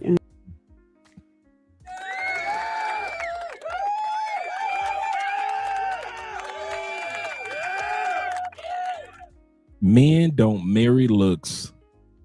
Real men, in the sense of mature, marry behavior. Bring that beat back. Black men, she said, no. I said, if I put you in the kind of room with men you want and were black, would they accept you? She said, yes. Because I know my worth and I make a lot of money and I'm pretty. No, not at all. Being pretty don't even ensure that you will get a ring. Men don't marry looks. We have sex with looks. Men marry behavior. Your behavior determines whether you get the ring or not the looks. Halle Berry is beautiful. Kim Kardashian is beautiful to a lot of people. There's a slew of women that have the money and the fame, but they cannot keep. We marry behavior. So if you are not even proficient at the things that are intrinsically important to a man, you can't be high value because your money ain't intrinsically important to us. You being soft is. You anticipating what we need and providing that without us having to prompt you or ask you. That's important. not knowing your worth. 7 is the wifey, and an 8 through 10 is the 190. 8, it depends. It can teeter-totter. It really depends on her lifestyle. But 9s and 10s is the 190s. If you're even capable of pulling a 9 or 10. But 7 is the wifey. Let me tell you what. 7 is cute. Like, universally, people say, yo, she's cute. She's decent. She's definitely not chopped, right? She's cute. Her looks, her genetics and shit is good enough. So, like, if you got her pregnant, it wouldn't be like, you wouldn't be risking your child coming out chopped. And this could be 8 too. 8 is a step up. She's pretty. Obviously, like, universally pretty. But if her lifestyle is like the bad bitch lifestyle of like the 9s and 10s, Miami yachts, club and all that shit, she gonna be right in that same rank with the 9s and 10s. 7 is wifey because her looks don't necessarily allow her to live the same lifestyle as the 9s and the 10s, the 8, 9s and 10s. So oftentimes what you find out is like the cute girl who is a Liberian or got like some modest job. She's not overly like, you know, out there on Instagram, naked pics, none of that. This is the one you want to wife. I'm not saying you can't wife an 8, 9, or 10, but if a 9 or a 10 or 8 is wholesome in today's time, man, in my opinion, that shit's rare. Especially if you're living in big cities, LA, New York, Miami. The rich niggas is swooping the 8s, 9s, and 10s up and got them on their boats, at their penthouse parties, their mansion parties. Bro, I live in LA, I can tell you firsthand. I got homegirls that's 8, 9s, and 10s, and they tell me the stories. So that's why I say the 7 is the wifey. Have fun with 8s, 9s, and 10s. You might catch an 8 that could be wifey. Catching a 9 or 10 that's wifey unless your bag is crazy. And even still, like, it's just rare, bro. Ask anybody, it's just rare. If you got you a good-looking girl, 7 out of 10, pretty, personality on point, wholesome, all that, that's wifey. And never let her go. Because there's not a man alive that's gonna disagree with what I'm about to break down. So I want the ladies to listen. You want a strong 7. Let me tell you why. 10, fine as all get out, tat out, body, looking fine, everything like that, got it going on. Too much maintenance. Too much. Because she knows she's and you're expendable. She can take you or leave. A 9, that's a problem too. Because you got enough people telling her she's a 10, so half of them acting that way. And by the way, the ones that ain't acting that way still require more from you than what others might. And so you got to be up on your game. That's problematic. 8, that's ideal. Cause that's really, really good looking. She got it going on. But at the same time, there's a level of independence that comes with it, which is never a bad thing. Until she's so independent that she's making you feel like you need to be more dependent on her. Shout out my brother Farty sent this super chat earlier. Farty says it is actually to move elsewhere, or better to move elsewhere, or is it to find your peace? For most part, they are outside of the matrix. The good ones, yeah, and the good life outside of the matrix. Cam says this. Shout out to Cam being in the building. Cam said this. He said, if I had a child with a woman in the U.S. and she chose to not be with me long term, at my income level, I'd have to pay $1,500 USD monthly. Screw that. I'm taking flights.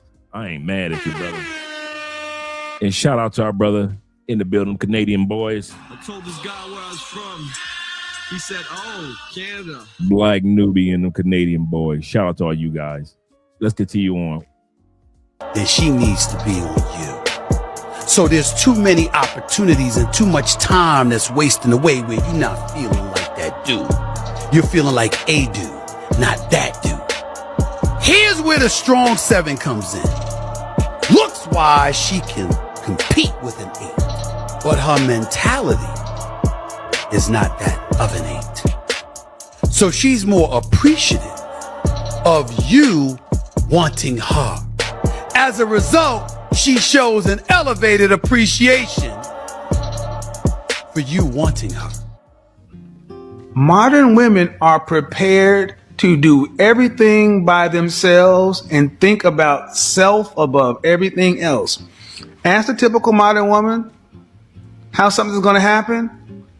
Like I was on Instagram the other day talking to a 22-year-old woman, and it bothers most modern women to admit they need a man. Well, let me be the first one to tell you, unless you're going to make $80,000 or more in Dallas, Houston, Austin, San Antonio, and you're going to invest it wisely and not touch it, you need a man. You need a man because you won't make enough money to live. We've done this example countless times. Modern women are not prepared. You are not prepared. Modern women are simply not prepared. They're not prepared. They're not preparing. And honestly, they think they have time. Modern women think they have time to prepare later on. Winter is coming. And winter is here. That whole thing about 27, time to sell. 30 years old, 50% off. I sat down talking to a woman who, by all accounts, most people would say she's very attractive. And it bothered her that I said, "You about to tell me I'm 50% off?" And I said, yeah. Because beauty ain't special. You're not rare. 50% off at 30. 35, clearance. 40%, outlet. 50%, Goodwill Salvation Army. That's not a joke. That is the sexual marketplace in a nutshell. And right now, it's Friday night here in Miami. You know how many 50-year-old women are sitting here watching me worldwide because their phone ain't ringing anymore.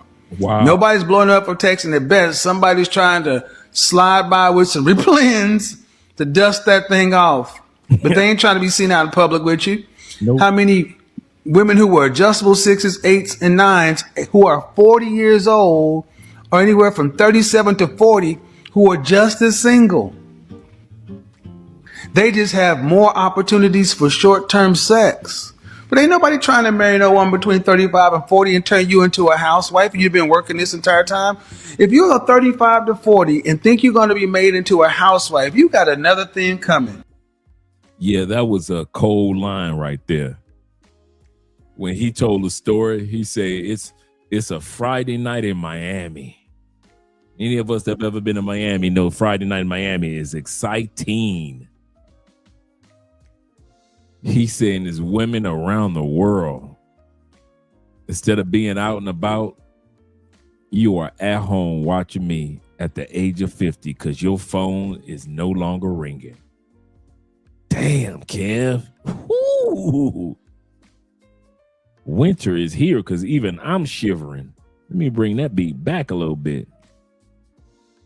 Bring that one back just a little bit. Goodness gracious, Kev. You ain't had to hurt him like that, Kev. 50-year-old women are sitting here watching me worldwide because their phone ain't ringing anymore. Nobody's blowing up or texting at best. Somebody's trying to slide by with some replens to dust that thing off. But they ain't trying to be seen out in public with you. How many women who were adjustable 6s, 8s, and 9s who are 40 years old or anywhere from 37 to 40 who are just as single?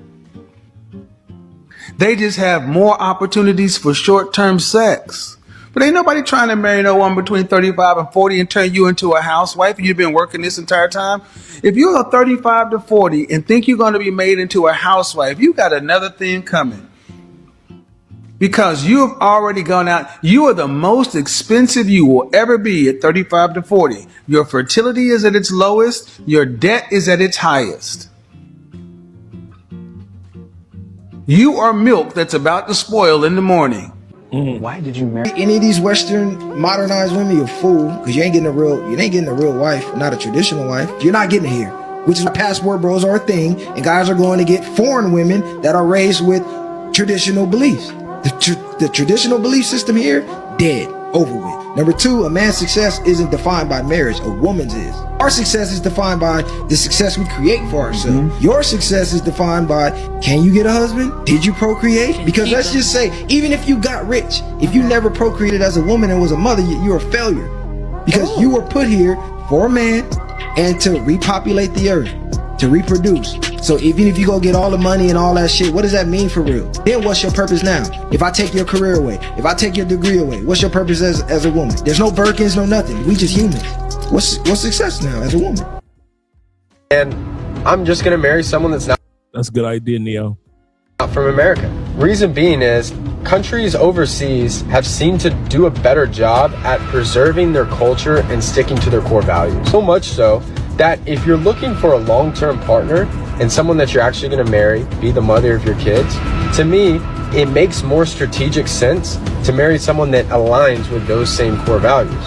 Hi friends, welcome back. I'm Alisa Abdullaeva and I'm here to help you to create harmonious relationship between a man and a woman. So please forgive me that today I'm in the car recording this video, but I thought it's the time when I can answer the question. Now, this European woman is kind of speaking on what Neo was mentioning about bringing them back. The importance and the value of keeping the woman there. Now, I know several couples that are doing great when it comes to they brought their wives back. I know some really good couples, quite a few, but they are not the norm. And so this woman is going to explain why in most cases, and I know you guys, I want to bring her back to the States. And this is why we say don't for most cases. Some cases, as I just mentioned, those work out great couples. They are enjoying their lives. But most of us that gamble, you guys know how much me and Andrea love each other. I'm not even willing to take that gamble. I'm not willing to gamble my marriage by plopping Andrea in the United States. And this woman right here is going to explain why it's important to keep the woman in that other country. He said, Dre, that is really what we've been dealing with. Yeah. I can imagine, man, what y'all dealing with back in the States. How to meet a woman in another country. And I hear a lot of men in the United States are not happy with American women.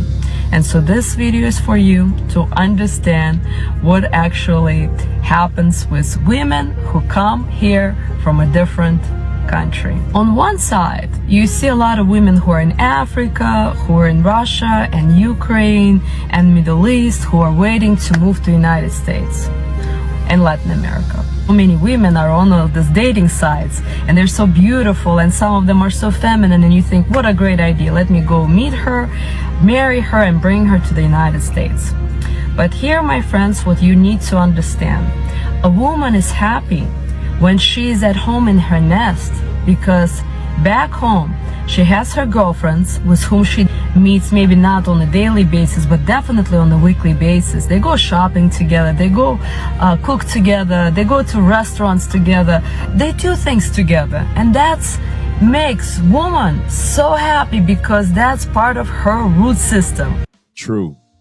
We all know women marry men for stability, but women also marry men that allow them to live in stability. I want to say that again. Women do, no matter where you go, women do marry us or enter into a relationship with us, even without getting married, for stability, whether it be economic, spiritual, physical, whatever it is, stability. They want a stable life. They want peace like we want peace. At least a good, decent woman.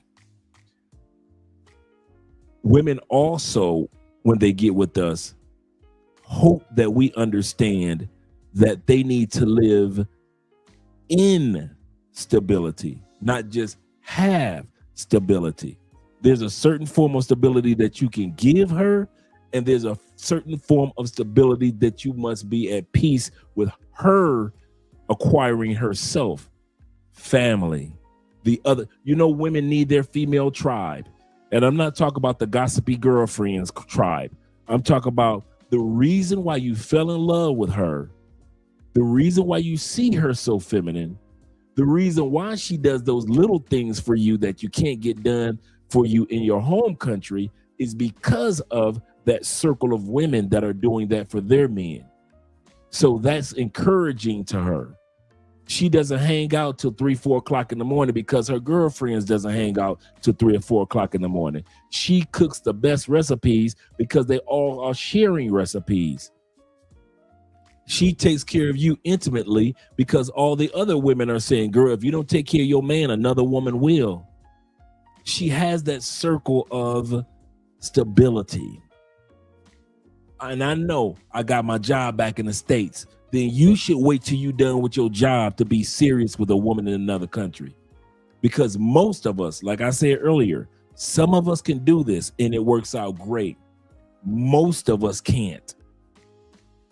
I know statistically, most of the time it doesn't work out when you bring a woman back to the United States or Canada or UK, because you're taking her out of that stable element that made her the woman that you fell in love with. So now she has to be a different person because you put her in a demonstrative environment like the United States, among those women, among those co-workers. You really gonna trust your woman around American women, Canadian women, UK, that sweet, innocent butterfly of a woman that you got? You gonna trust her around them stateside chicks? Really? And she's not supposed to change ever? Does it happen? Yes. Is it the norm? No. That's why I said I would never gamble with Andrea's stability. See, when we talk about moving to Spain, we got family members already over there. Plenty of family members in Spain. So if we move to Spain, Andrea doesn't have to feel like I moved her out of her element of stability.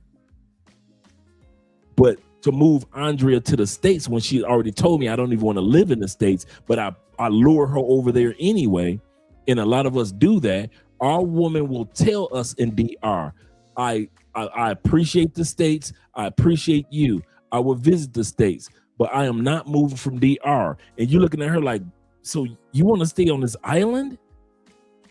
And you lure her to the States and you wonder why it fell apart. Because she started hanging out with all these Dominicans over there because she's trying to find a form of stability. And all of a sudden, some Dominican dude who speaks Spanish way better than you do is breaking your girlfriend's or your wife's back end. When she told you, I would have been faithful to you, but you brought me to a country where being unfaithful is the thing. So I'm just doing what American women do. American women cheat, I'm a cheat. So I kid you not. So this woman is sharing, guys, if you're gonna get with somebody from another country, just wait until you're at that stage of life where you can either live in their country. Because if you bring them home, you do have a chance. You have a chance of it working out. But if you bring them home, you've got a good chance that it won't work out. Absolutely correct, Nazarian. He said instability equals marrying the stable habits of her environment. Absolutely correct. Absolutely correct. And I personally, and this is going to be the first time I've ever said this. Many men bring women to the States and they make a great couple. They made a great couple out of the States. They made a great couple in the States. Most men that bring women back to the States are doing it for selfish reasons. Whether it's your job is back in the States or your business is back in the States, your real estate or your kids are back in the States. Whatever it is, you're not thinking about her dynamic at all. You're thinking, I got to be back at work. I got married to you. I got to be back at work on Monday. I married you. I got to be back to take care of my kids on Monday. I got mortgage and rent to pay on Monday. So you're thinking about you, which is nothing wrong with that. You're thinking about you. You haven't taken a split second to think about that she's going to be lonely. She's going to be lost. She's going to go through that little tourism phase of, oh, wow, America. Wow. She'll go through that. But we all know that's going to wash away within a couple of months. So that wow, America, that's going to wash away. So now she's stuck in a country, very little to few friends. She doesn't have a car. She doesn't have a scooter. She doesn't know how to use the bikes. Use the train service yet, or the subways, or the bus. Until she gets her green card, she has to wait around or work under the table. She's never worked under the table a day in her life. She has a degree in her country, but now she has to come to your country and work under the table for the first time in her life because of you. Let's put it like this, and I'm gonna be honest. And like I said, I've never said this part before. I'm gonna say it now. If I had the choice and I had a career to where I was in the States and my money is, looking pretty good, and I had a choice between bringing Andrea to the States and destroying her life so we could keep making my money, or let Andrea move on and enjoy her life with the next man, I would let Andrea enjoy her life with the next man. I would not drag Andrea to the United States. I don't care how many pieces of property I owned. I don't care how I got an extra car for her. Like I said, there are couples, many of them that I personally know that are doing great, wonderful couples. But Andre is not willing to take that gamble to bring my wife, especially under the Trump administration. Hell no, ICE is not going to be grabbing my wife in a mall. I'm at work and my wife just walking through the mall and all of a sudden ICE snatch her up and I don't know what the hell has happened.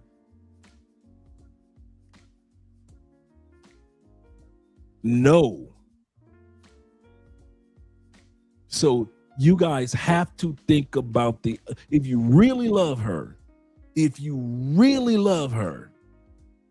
you are not dragging that woman back to the States like that. You are not dragging her back to Canada. You are not dragging her back to, like I say, there are couples that can do it. And I know I know quite a few successful couples that I'm so proud of. And I know them personally, good people. I couldn't do it.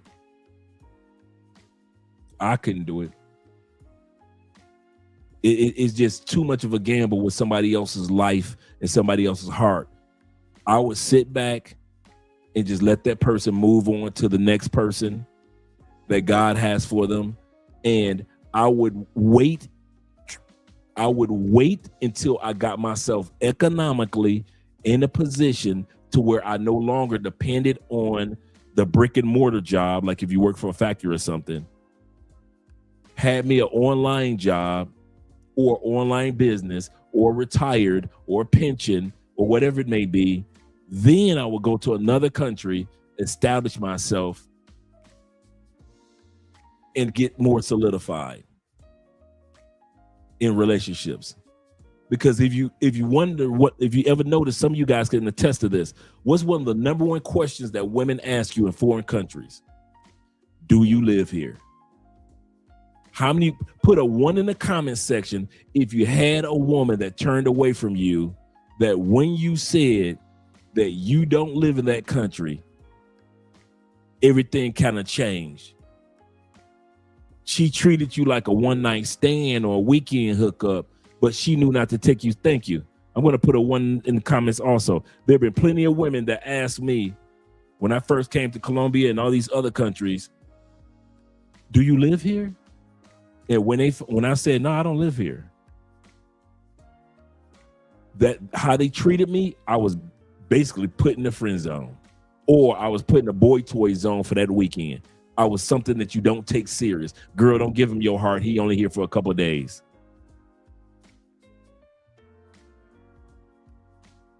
I just want you guys that never experienced that to see how serious that is. That does take place. Women feel more stable to be the women who they are and who we love in the environment that created them like that. But once you take them out that environment, you got a completely different woman, because it's called adaptation. There are two people that she has to adapt to. You ready? First person that's going to make her change is the environment around her. Just being in America, the loudness, the rudeness, if she just going to the store, how people talk to each other in line, just how loud Americans talk, how everything is rush. Just that so I guess it's three people. The adaptation of just being in America or in UK, the rush of a life. She's used to more laid back life in Colombia, in the Philippines, in Poland, in Germany. She's used to a more laid back, let's take our time in the grocery store line. She's not used to everything being rush. She's not used to hearing people arguing with their kids. Boy, stop putting your hand on that. Leave that alone. They're not used to that. They're not used to two people getting their groceries and all of a sudden they get in a fight. She's not used to that. So she's got to get used to your country. First level of adaptation. Second level of adaptation is finding her girlfriend circle. She's looking for people that speak Spanish or speak Portuguese or speak Polish or speak German like she does. Even though she knows English, she needs some camaraderie. She needs familiarity. She needs somebody that's cooking the recipes that she's used to cooking. So now she's going to, if she's Asian, she's going to the Asian grocery stores to get recipes and get ingredients. And now she's meeting Asian people. And they're like, girl, you come over to our house. And all of a sudden she's with her people. And you're wondering like, why she's not hanging out with your black people? Or if you're a white dude, why she's not hanging out with your people? Because it's easier for her to adapt to the country in a stable circle in which she's accustomed to. Adaptation. Número tres. Person that's going to cause her to change more than anybody, more than women in the States, more than the States itself. You. She's going to see an American you. She's never seen the Canadian you. She's never seen the UK you. She's never seen the American 9 to 5, dealing with road rage traffic, paying bills, dealing with political landscape on television, dealing with racial issues you. She's never seen that side of you. She's never seen you when you're around your brothers, your uncles, your cousins, your mom, your kids. She's never seen that, ever. The man she fell in love with was coming to her country, no kids, no mama, no daddy, no brothers, no sisters, no bills, no road rage, no bad foods, none of that. You were losing weight. You were handsome. You were at peace. You had a glow about yourself in her country. That's the man she fell in love with. You get back to the States, you put on an extra 15 pounds within the first 2 weeks. You get back to the States, when you were in her country, you and her went to the gym every other day. You get back to the States, your ass ain't been to the gym. She's never seen you get into an argument with your brother and sister because she's only seen you talk to them over the phone. Now she finds out that your brother's a crackhead or your sister is out there and she need a extra $300. She's not used to that. She has to adapt just to get used to your ass. Just to get used to you. All you dudes that always cry about, yeah, I never bring a woman to the United States because the women in the United States will make her change. It ain't the women in the United States that's going to make her change first and worst. I'm going to say this again. It is not the women in the United States that's going to make her change first and going to make her change worst. It's going to be you. She's going to see a side of you that she's never seen before, ever seen before. And because she's in love with you, she has to adapt to you. And then in order to adapt to you, she has to change, doesn't she? She has to change. She's never seen you come in from work upset because of something your boss did or a coworker did. She's never seen you come home from work with road rage. She's never seen that. All she's ever seen you was happy and at peace. And now you bring her to this country, United States, Canada, whatever it may be. She's never seen you complain about any prices, has she? You came to Colombia and took her to the best of the best restaurants. You guys flew from Cartagena to Medellin. You took her to the best clubs in Cali. And I'm talking about for months in DR, you were the best. And you guys fell in love. And for 2 or 3 years, then y'all eventually got married. And now you're bringing her to the States. And now she's seeing you talk about the price of gasoline. She's never seen you do that. You're talking about the price of eggs. She's never seen you talk about the price, complain about the price of anything. Ever. That's the first time that woman's going to see you talk about the price of the rent going up at the beginning of the year. Your mortgage. She's never heard you talk about mortgage. So if you think that most of these women that don't stay in relationships overseas is because American women changed them, that's a myth. A lot of times your woman overseas cheated or left you because of you. And y'all never want to admit that. Y'all want to blame, the women in America. She came to America, they made her change. She saw a side of you she's never seen before. What side is that, Dre? The American side. She's never seen you be an American. She's only seen you as a traveler. Me and Andrea talk about that. Andrea knows there's a side of Andre she has never seen.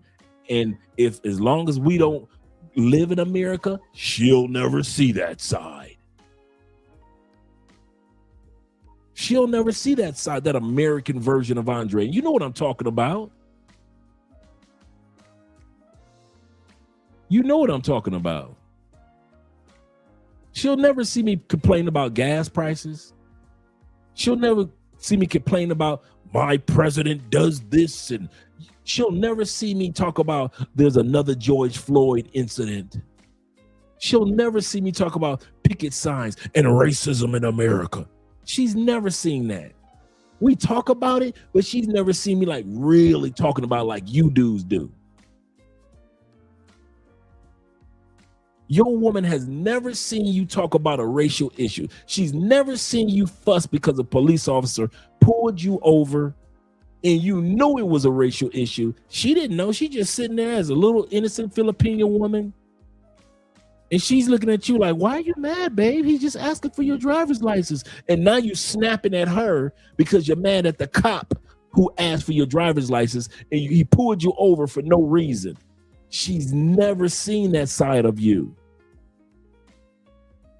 So all you dudes that want to drag a woman back to the United States, you better be ready for what is going to take place, not only in her, but also what's going to change in you, because you are going to be the first person to change, not her, because she's going to see the American you from the time you get off the plane. Boom, you changed.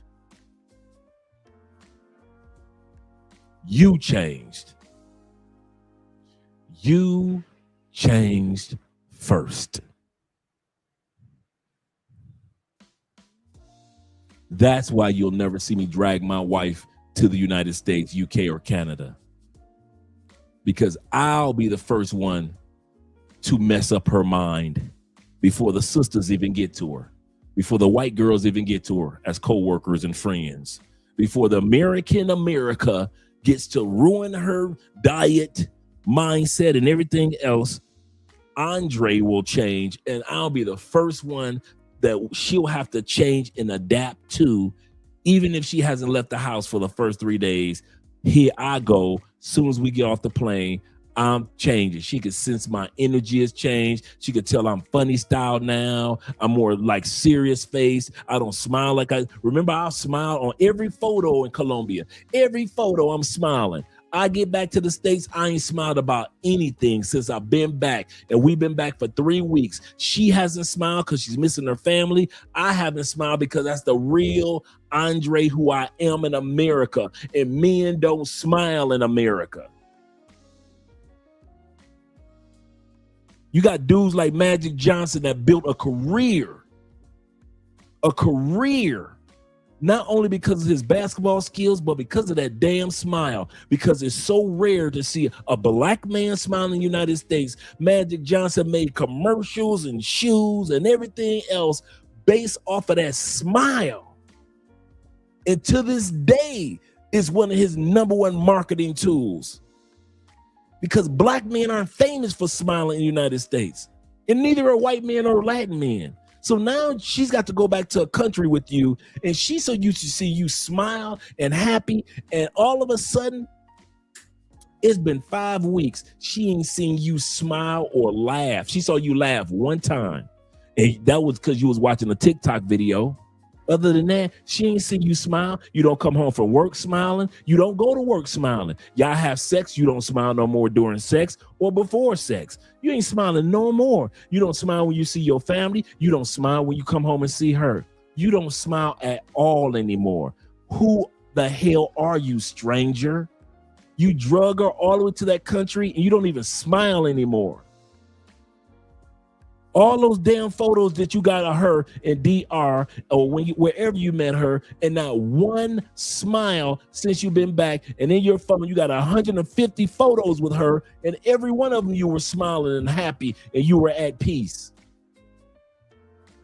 Get your ass back to the States, not man smile. You don't smirk, you don't grin, nothing. You back in New York thugging.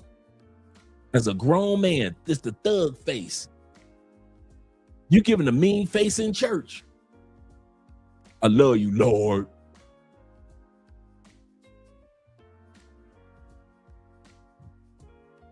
Go on, take her back. Like I said, I know some really good dudes that did it. I can't take that gamble. Yeah, they in church thugging. They at the mosque thugging. They at the temple thugging. My brother said, Neo says this. He say Psalms 26, 4 and 5. He said, do not sit with men of falsehood. He said, I hate the assembly of evildoers. Yes, sir. Assembly. He said, God's view, God approves deliberate distancing from environments that normalize sin. That's a great way of putting it, brother. That's a great way of putting it. Back in New York with the throwback jersey and the Timbs, she ain't never seen you in them damn Timbs in a bomber. She ain't never seen you in no Timbs. Here's another one for y'all. For all you dudes that like to drag the women, shout out to Sticky as well. For all you dudes that like to drag a woman back to the States, your woman ain't even used to the elements of your country. You come to Cali, Colombia, and drag a woman back to Wisconsin right now. You go ahead and go to Santo Domingo and drag her up to that cold ass weather in Chicago right now. Go ahead and drag her up during the rainy seasons in Kansas. Go and take her to that dry heat of New Mexico, Arizona. Go ahead, take her down there. You used to it, but because it's all about you, you don't care the fact that she ain't never in her life been in 20-degree weather, 4-degree weather, -1.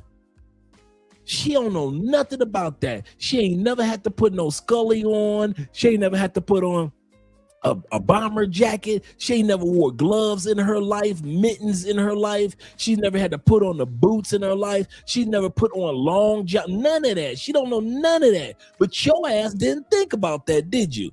All you thought about is, I don't want the next. Come on, let's be real. We gonna be grown? Can we be grown for a split second? Ready? All you thought about, I don't want the next man to nut in her. So I'm gonna bring her to my country.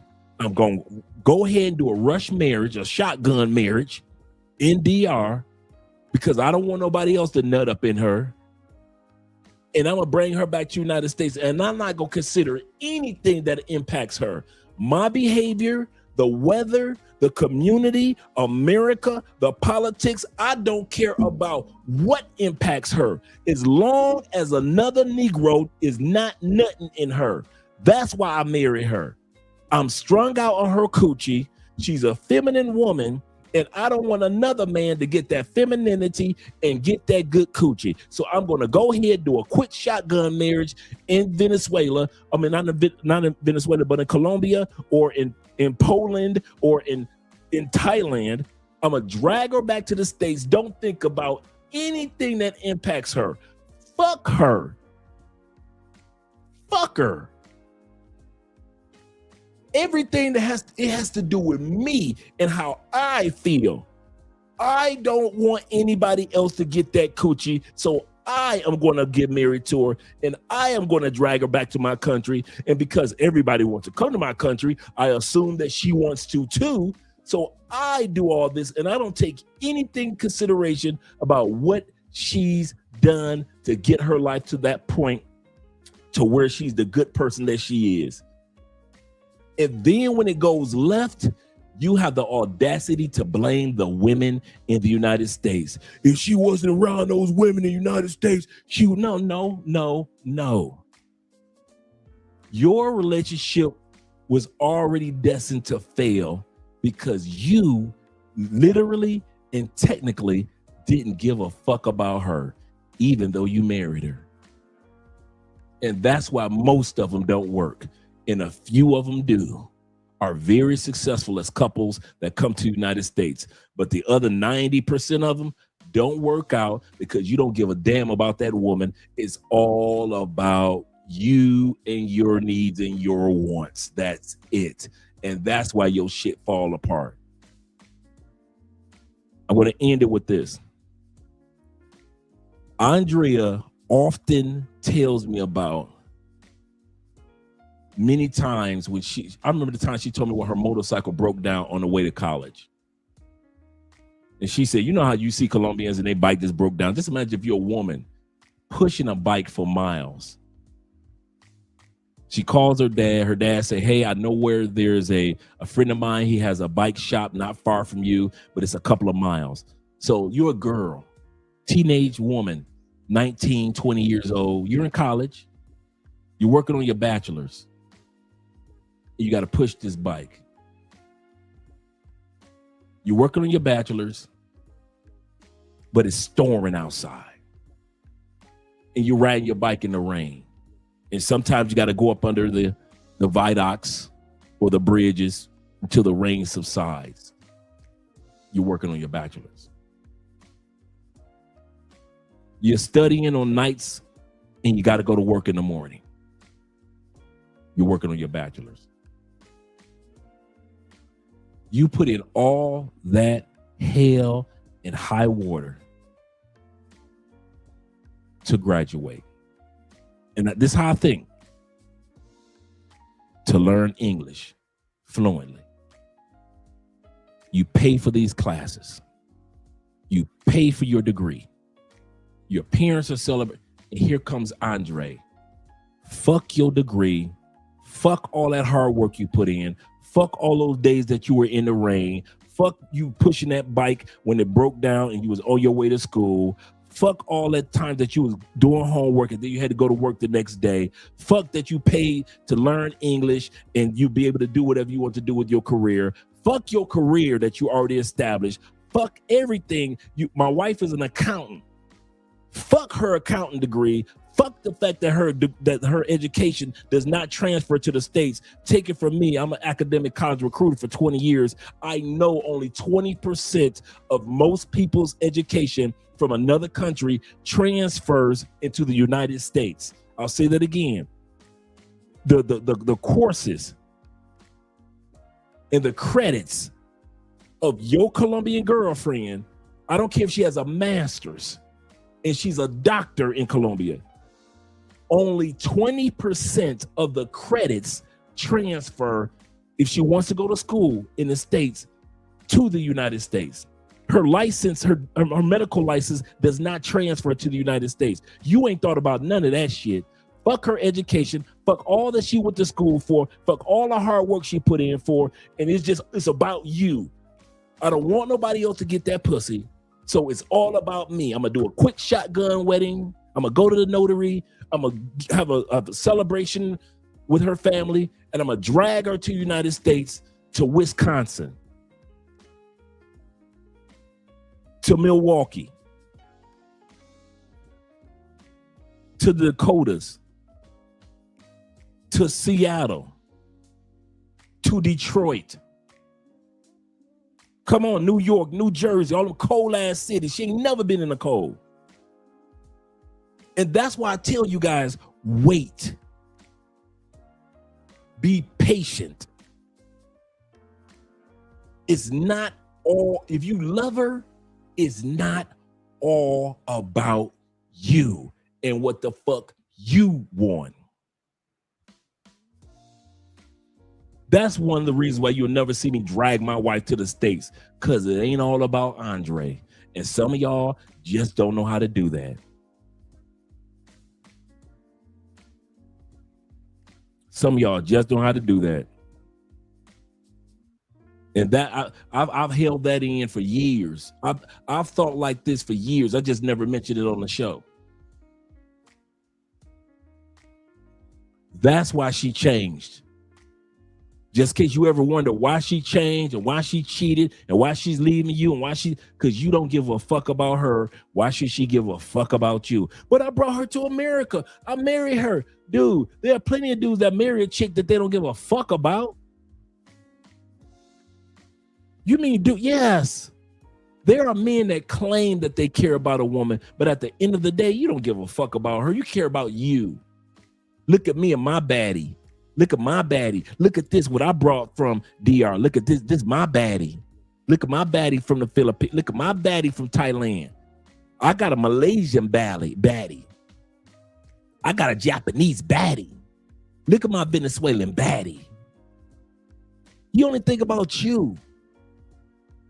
That's all you thinking about. You don't give a fuck about her. Let's be real. Because if you gave a fuck about her, let's be real. You would either A, wait until you're in the correct position in your life to relocate part-time or full-time to that particular country or countries. B, take your time in choosing a person, that making sure that what their career and what your career would, how you guys are together outside the country, may just work at home in the States. Some of us rush it, but we assume that it's going to work in the States. And that's why for some couples, it works out great for them. For most couples, it don't, because you really didn't jail for real.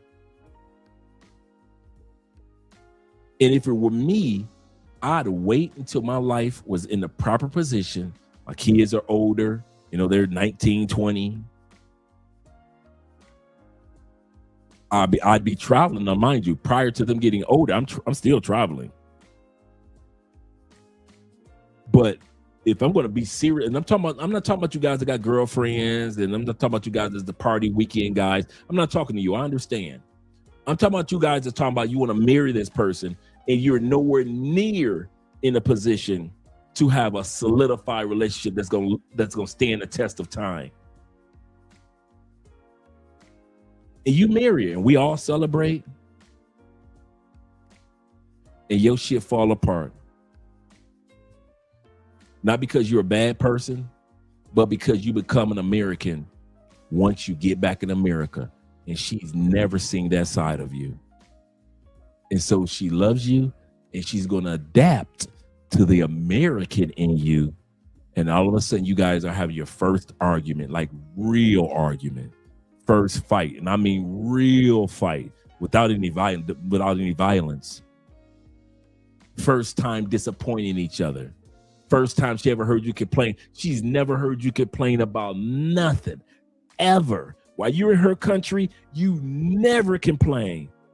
You get back to your country, you complain about the white man, you complain about this, you complain about your work, you complain about the government, you complain about food costs, you complain about the cost of food, you complain about gases, you complain about car prices. America just this month in the United States hit an all-time record. Did you know that for the first time in American history, a new car average price is $50,000? Average. I'm talking about an average ass Jetta, average ass Beetle, average ass Honda. Average new car is $50K. She ain't never seen you complain about no damn money, ever. And now you in the States getting on her last goddamn nerve, complaining. Because you know it's Americans, we love to complain. And she looking at you like you're not the man in which she fell in love with.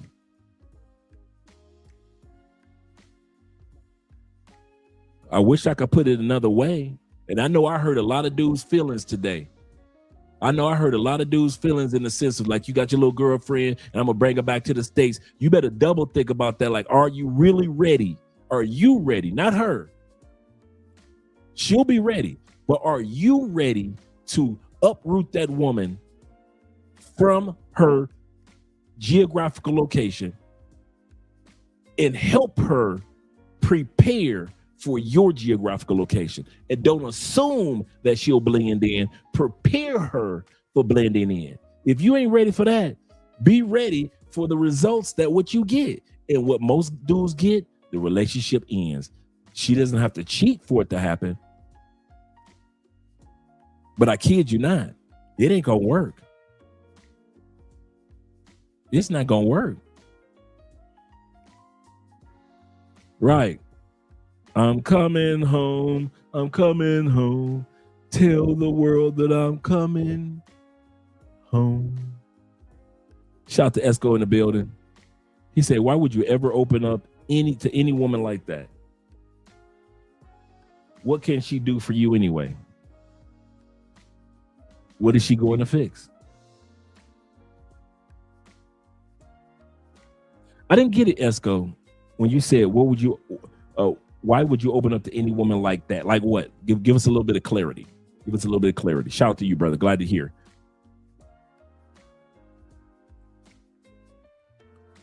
He said, any used car. He said, any used car for me. Yep. That Honda Civic, for real.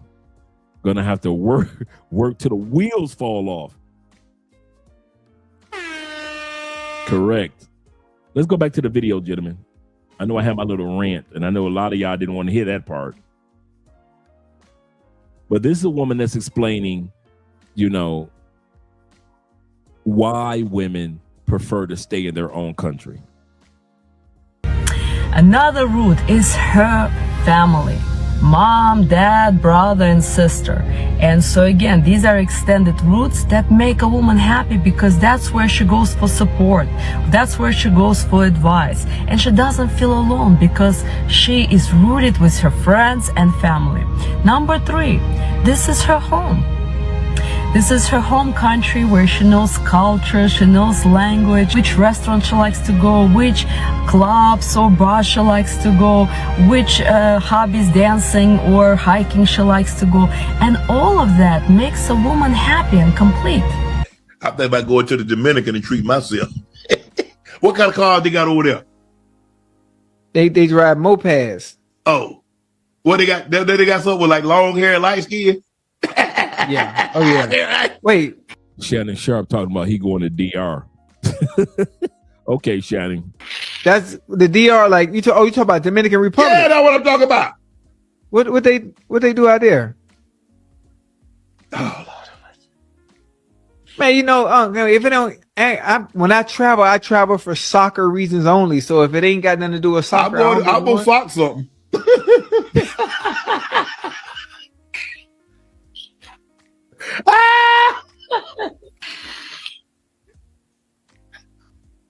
Oh, that what you talking about? Okay.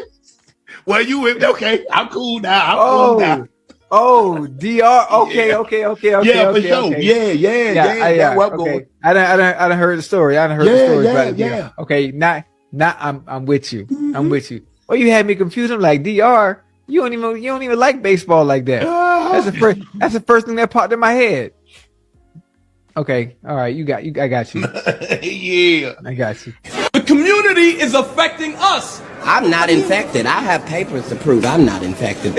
When you meet a young lady, don't start vetting her for a relationship 1 week after you met her. You know what I'm saying? You're going to like her a lot. You're going to be feeling her a lot, but don't. This is my man, Mr. Pro for You.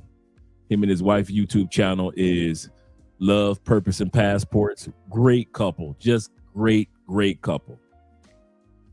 He went down to DR while everybody else, true story, while everybody else was in Sosua, his boys that he would go down to DR with were still in Sosua dealing with pay-for-play chicks. He ventured off, met him a good woman in Santo Domingo, and they have been together forever. And I'm talking about an excellent couple, man. Really, really good couple. So when you guys get a chance, and moderators, if you don't get a chance, could you drop the YouTube channel Love, Purpose, and Passports so we all can subscribe and support this couple. And this brother and this sister, they were going back and forth in their relationship. He was still in the States for 7 years. He flew back and forth. They were boyfriend. I don't want to use the term boyfriend, girlfriend, but they were in a relationship for 7 years before he was in a position to be in DR full time, married, and now he's been over there living his best life, man. And she is a wonderful woman. Yeah, a lot of dudes don't know, bruh. Hey, Nazarene, don't tell them. Don't tell them. Let them dudes keep on being in northern DR, and the rest of us that go to southern DR. Man, if I was a DR dude, I wouldn't be in Sosua. You bet that. I would definitely be in Santo Domingo. And they got some baddies there too. Dude be sleeping on Santo Domingo too. Do that. You know what I'm saying? Because you're going to crash and burn. You ain't even out of that old phase yet. You see what I'm saying? You're not out of that. You know, you like, oh. My husband still old phases me. I still be in that old phase. Every now and then that old phase run up on me. You know what I'm saying? Anyway, yeah. Yes, I get old phased. But don't be telling yourself you all in love and this the one after the first week or after the second week or after the third week. You got time. You know what I'm saying? Tell yourself, man, I'm drunk. You know what I'm saying? I'm just drunk. I'm tripping. But enjoy it. You understand?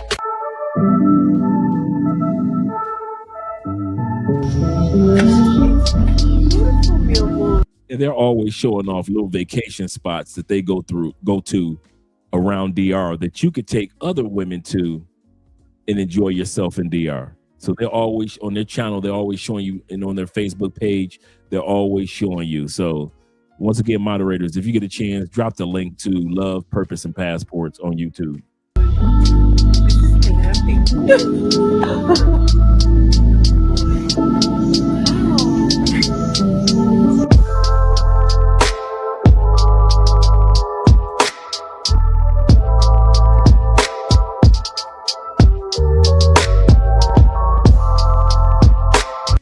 At the end of the day, that's all we ask.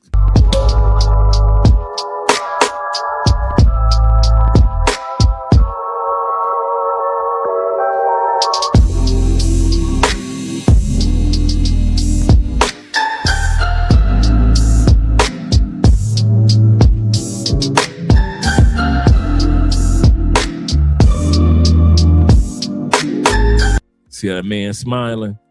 That's why you stay out of, keep that woman out of states, to keep your smile going.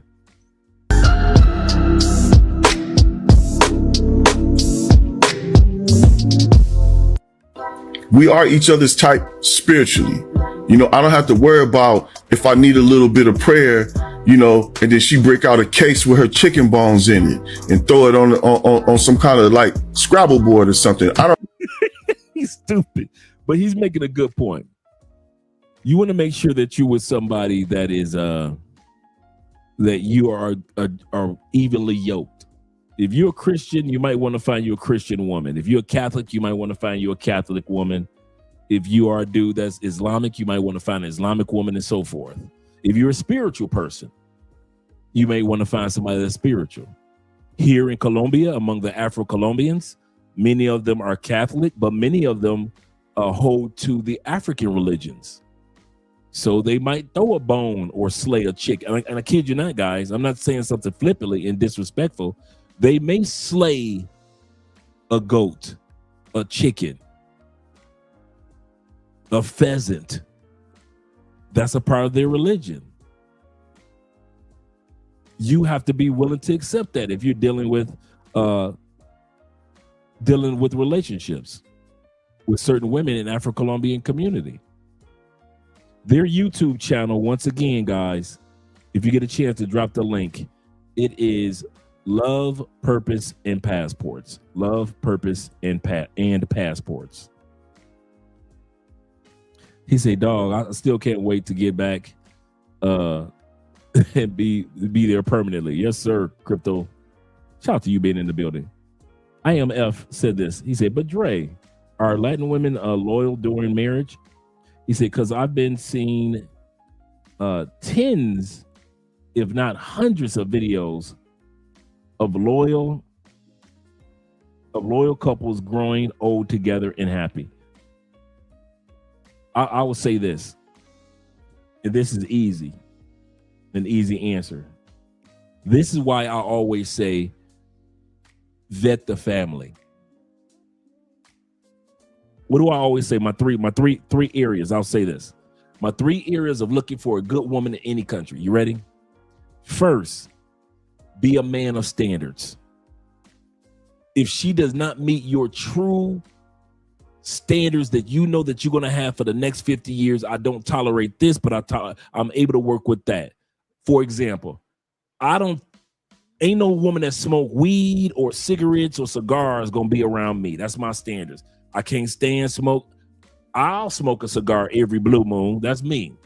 But my woman ain't smoking no damn cigar, and you damn sure ain't gonna smoke no weed if I don't smoke weed. Now, if y'all smoke weed together, that's cool, and that means that y'all gel together. But if I don't smoke weed, I ain't gonna be getting with a chick that smoke weed. If I don't smoke squares, if I don't smoke cigarettes, right? I'm not getting with a woman that smokes cigarettes. Those are my standards that last for 50 years, right? I'm not gonna get with a chick that's one of these online IG beggar chicks. That's one of my standards. I don't need a chick begging me all the time. I don't care how hot you are. If I always got, every time I see you, and you guys know what I'm talking about, there are women out there that every time you see them, you feel like you got to reach in your pocket because you know what she about. Standards. That's number one. My standards. I have expectations of the woman. I need a woman that's spiritual. Life is hard for men, especially as black men. I need a woman that's because since I'm a Christian, she needs to be a Christian. Now she may be Catholic or full-fledged Protestant Christian, but I need somebody that's gonna be reading the Bible and we doing Bible studies together. I'm sorry. Andrea is a Christian, Protestant, like we are. She was a Catholic, but she gave her life to the Lord 3 years ago in church. So now Andrea is like, shoot, you talking about somebody that's on fire for the Lord. So now she talks about to her family about Christianity and how God loves us, and you don't got to go to a priest. So she's talking to her family and being an example to her family. So I need somebody that's gonna pray for me, bro. I'm a black man in this world. I need some angels around me because I got enough demons trying to come against me. I need God's presence. I need the Holy Spirit. I need fellowship with positive people. I need people that volunteer in communities. I need that. And I need a woman that's on board with that. Standards. I need a woman that believes in loyalty. Not just with me. I need a woman that's like, she ain't never cheated on a dude. That ain't how she move. She will leave a motherfucker before she cheat on a motherfucker. I need one of them. There are women out there that do not cheat in all these countries. She will leave your black ass before she cheat on your black ass. Standards.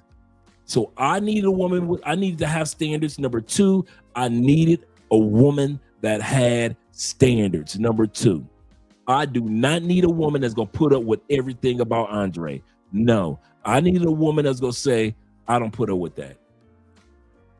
Oh, we're not doing that in our house. No, I know you were doing that when you were single, but we're not, no, I'm not tolerating that either.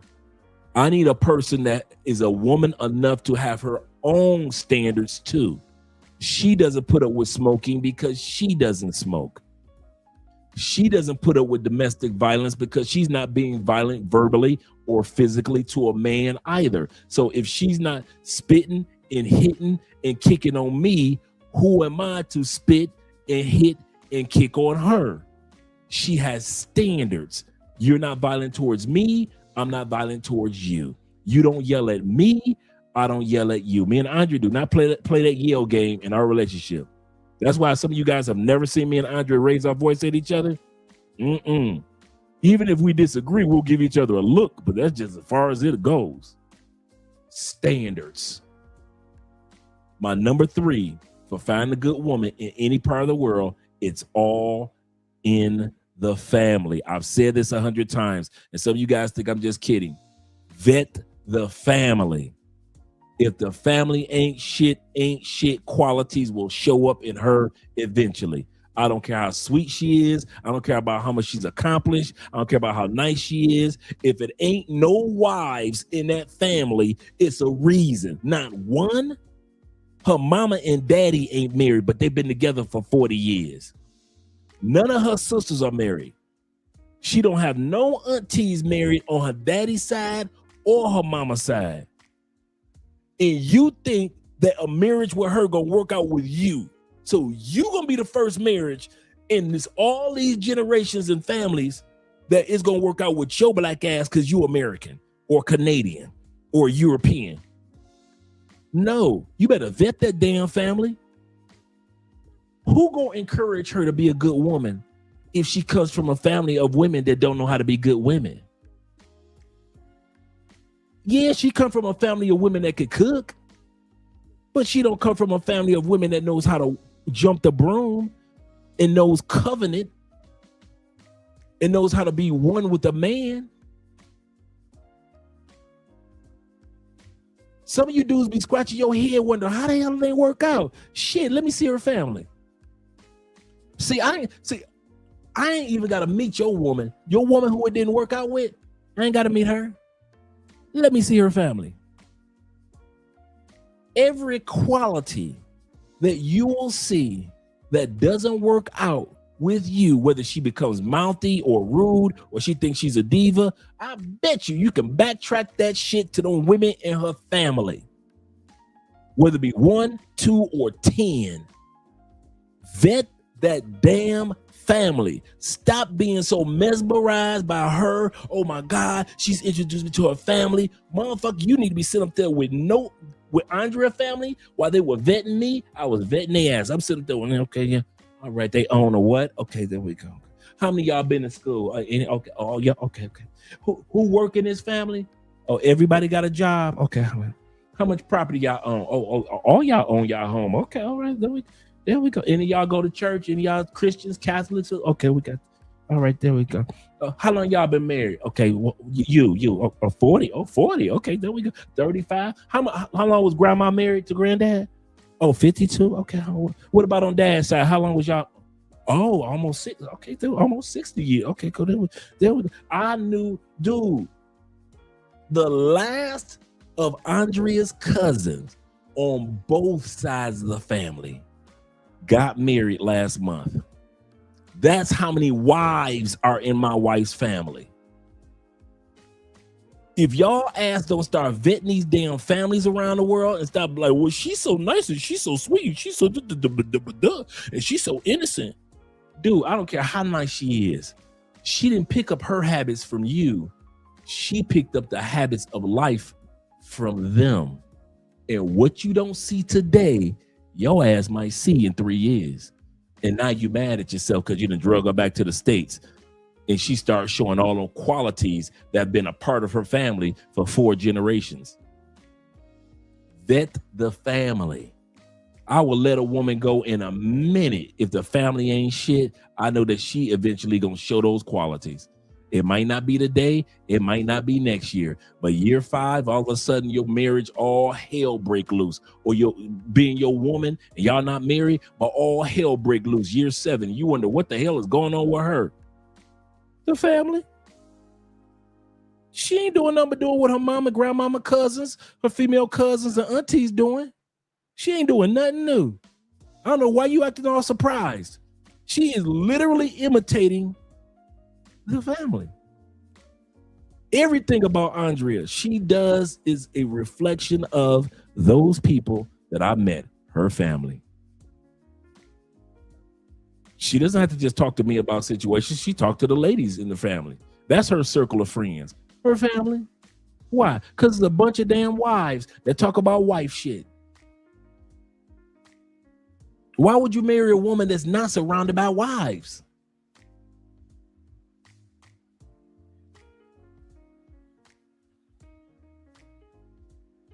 Those are my 3 areas that I use. My initial 3 tools. I have standards. She has to have standards. I have to vet the family while the family is vetting me, because I might not be shit. If you want to put that as number 4, I might not be shit. Are you vet worthy? I'm serious. Could somebody put you up under a microscope while they're learning about you, and could you pass the test? Because if you think that these families just gonna accept your ass because you American, them days are done. Oh wow, he's American. Nobody look at America like we the shit no more. There are countries, dude, in Colombia. It will amaze you how many women be looking like, oh shit, an American. Hi, how you doing?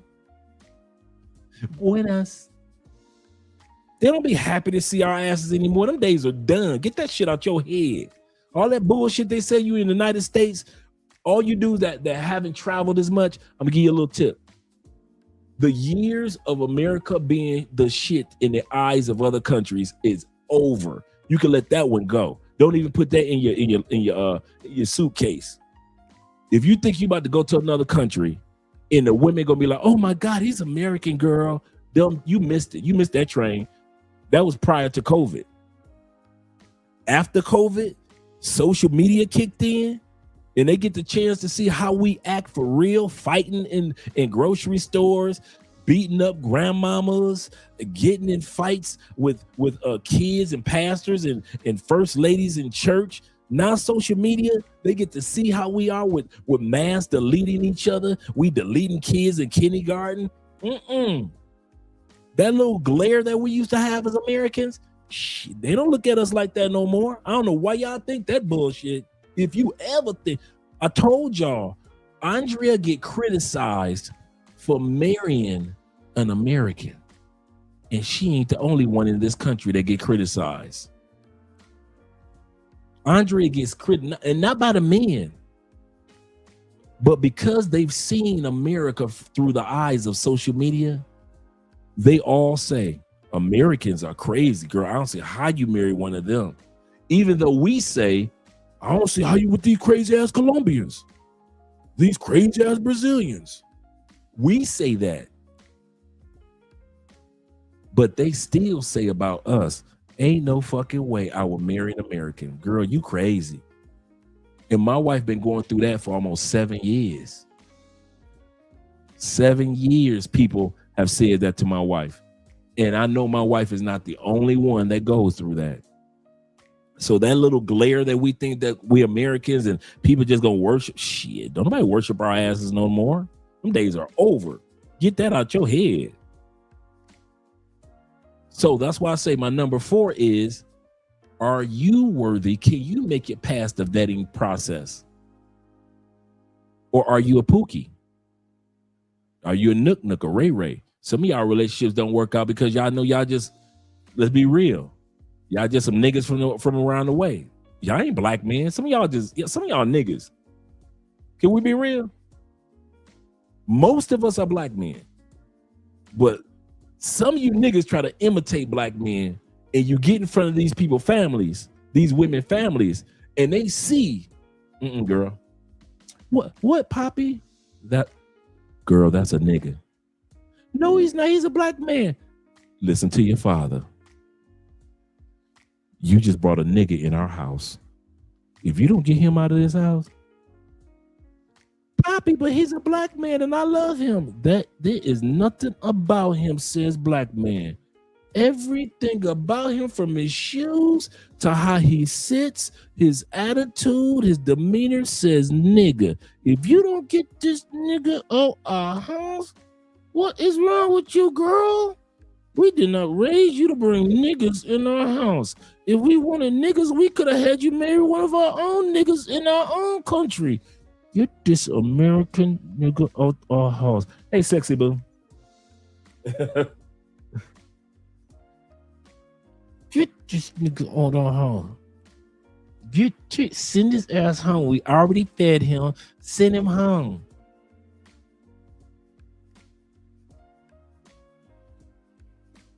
But I love him.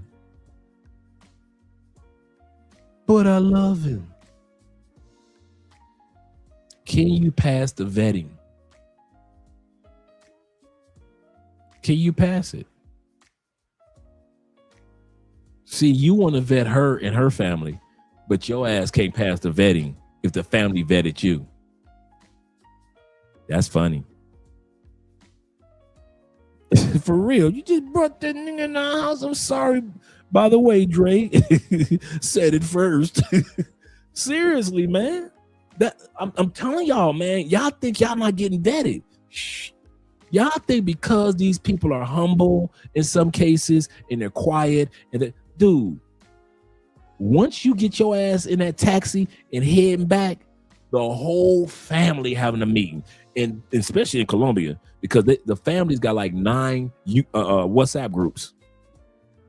Okay, anybody that's dating in Colombia, am I lying? T-Mac, J. Clyde,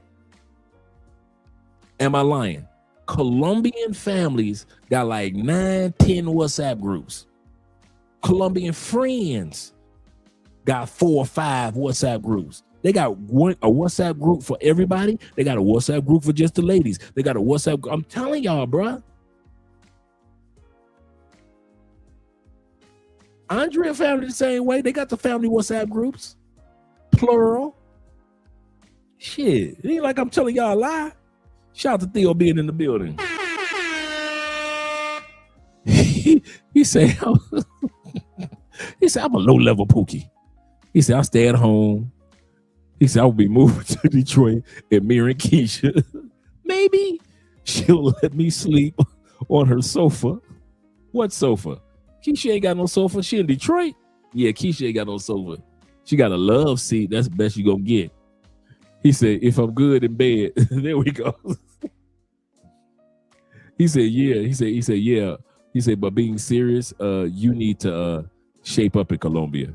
When meeting these families, they do not play. That is so true. That's so true. Let me be quiet for a while and let the videos roll. Shout out. If anybody knows what I'm talking about, El Guapo knows. Shout out to the Kingmaker in the building. He say facts on a WhatsApp group with Colombians. He say it's crazy. Yes, Colombia. They will have groups inside of the groups inside of the groups. That's the crazy part. So they'll have a whole group for all their friends, right? And they all can talk. But then these friends branch off and have an all-female group. But then they will have we got the one gay friend. So they'll have a group with all females, but the one gay friend, he could get in. But then they got Oh, my family cool with your family. Now they got the family. Dude, they got so many WhatsApp. This woman got so many WhatsApp groups in her phone. Family and friends. I thought we as travelers had a lot of WhatsApp groups. But who knew, my friends? Shout out to my brothers being in the building. Theo says this. He said, Maria in Medellin said that I was too poor for her. He said, I don't deserve a Colombian. I'm poor. You are funny. You are funny. Yeah, man. I'm not worthy of her. He say, I belong to the Pookie Maker homeless shelter. Get this masked man. Get this masked man. Let's go back to the video. I'm going to shut up for quite a while. You know, that's cool for some people, but that's just not really my get down. You see what I'm saying? I don't, you know, I need a verse or a prayer. She's going to give me that. So. I don't have chicken bones. So. See what I'm saying? Ladies, you want to know why our black men be choosing these white bitches? Y'all worrying about white women worrying about black women. Ain't nobody worried about the Asian woman. The Asian woman taking everybody man and they in the gym getting thick. 5 things why a lot of foreign men date and marry Filipino women. We Filipinos are very family oriented. We respect traditions, cultures, and family values. Our love language is act of service. We cook and we make sure that our husbands are fed. We are faithful. As much as possible, we don't want to have a broken family. We stay with our husbands. We are low maintenance. We don't need heavy makeup or plastic surgeries to look beautiful. And last but not the least, we are intimate. If here in America, you only get it once a week, oh, with your Filipino wives, you can get it every day. You can ask my husband about it. Thanks for watching. How old are you? I'm 26. When do you plan to get married? Before 30, for real. Because after you're 30, it's not easy for you to go on a date that you say like, I'm 29, I'm 30. He'll be like, why are you single for a long time? You know what I'm talking about? Like, you need to get married before 30, from my opinion. Right now, have you ever had like marriage proposal from any man? Nah. Never? They're not talking about marriage at all. Have you have any engagement proposal? No, not at all. Are you kind of like ready to get married right now or not yet? I'm ready. So I'm ready before 30, but have to make sure that guys, you can trust them. Would you ever get married to someone that has a kid, has a baby with another woman? I don't care. I can handle their kids. I can take care of their kids. I don't care. If he really like me, he really love me, I don't care. His kids, I'ma love him. I love his kids also. What's your Instagram or TikTok ID? My Instagram is Curvy Goddess. I'm from Thailand. Cultural shocks. When an American marries a Myanmar woman, 1. Americans expect Myanmar women to look A lot of times we don't talk about Myanmar. Shout out to Myanmar women. Characteristically Southeast Asian. Then they arrive and see a woman with porcelain skin peeling onions like she is filming a silent skincare commercial. Some look East Asian, some look South Asian, and some look like a mix no one even has a label for. 2. Myanmar women are expected to be gentle, obedient, patient, and capable of running the entire household like a one-person government. If the husband is jobless, the wife is still both the breadwinner and the homemaker, a structure that feels like stepping into a preserved past. 3. Myanmar has no everyday phrases like, get well soon or take care of yourself. Verbal affection is rare, so even a simple gesture like checking her temperature can feel overwhelming, almost like an emotional reboot. 4. A short skirt in Myanmar can attract instant attention or gentle scolding from strangers. As a result, many Myanmar women feel half naked in anything above the knee, even in the US. Dresses stay in the closet like museum artifacts, while jeans function as a psychological force field. 5. Myanmar dating is pure, simple, and as far removed from Western hookup culture as Mars is from Earth. But in rural towns, American men carry unusual symbolic weight. Some women may start a friendly conversation and invite a foreigner home out of genuine hospitality. A brief chat often turns into a family gathering, with relatives treating the guest as someone already orbiting the clan and discussing the wedding menu before he even sits down. Black women are the only race of women who literally will sit and talk about black men. You don't hear the Chinese women talking about Chinese men and the shit they do wrong. You don't hear Hispanic women talking about Hispanic men. You don't hear Arab women talking about Arab men. And you definitely really ever see white women talking about white men.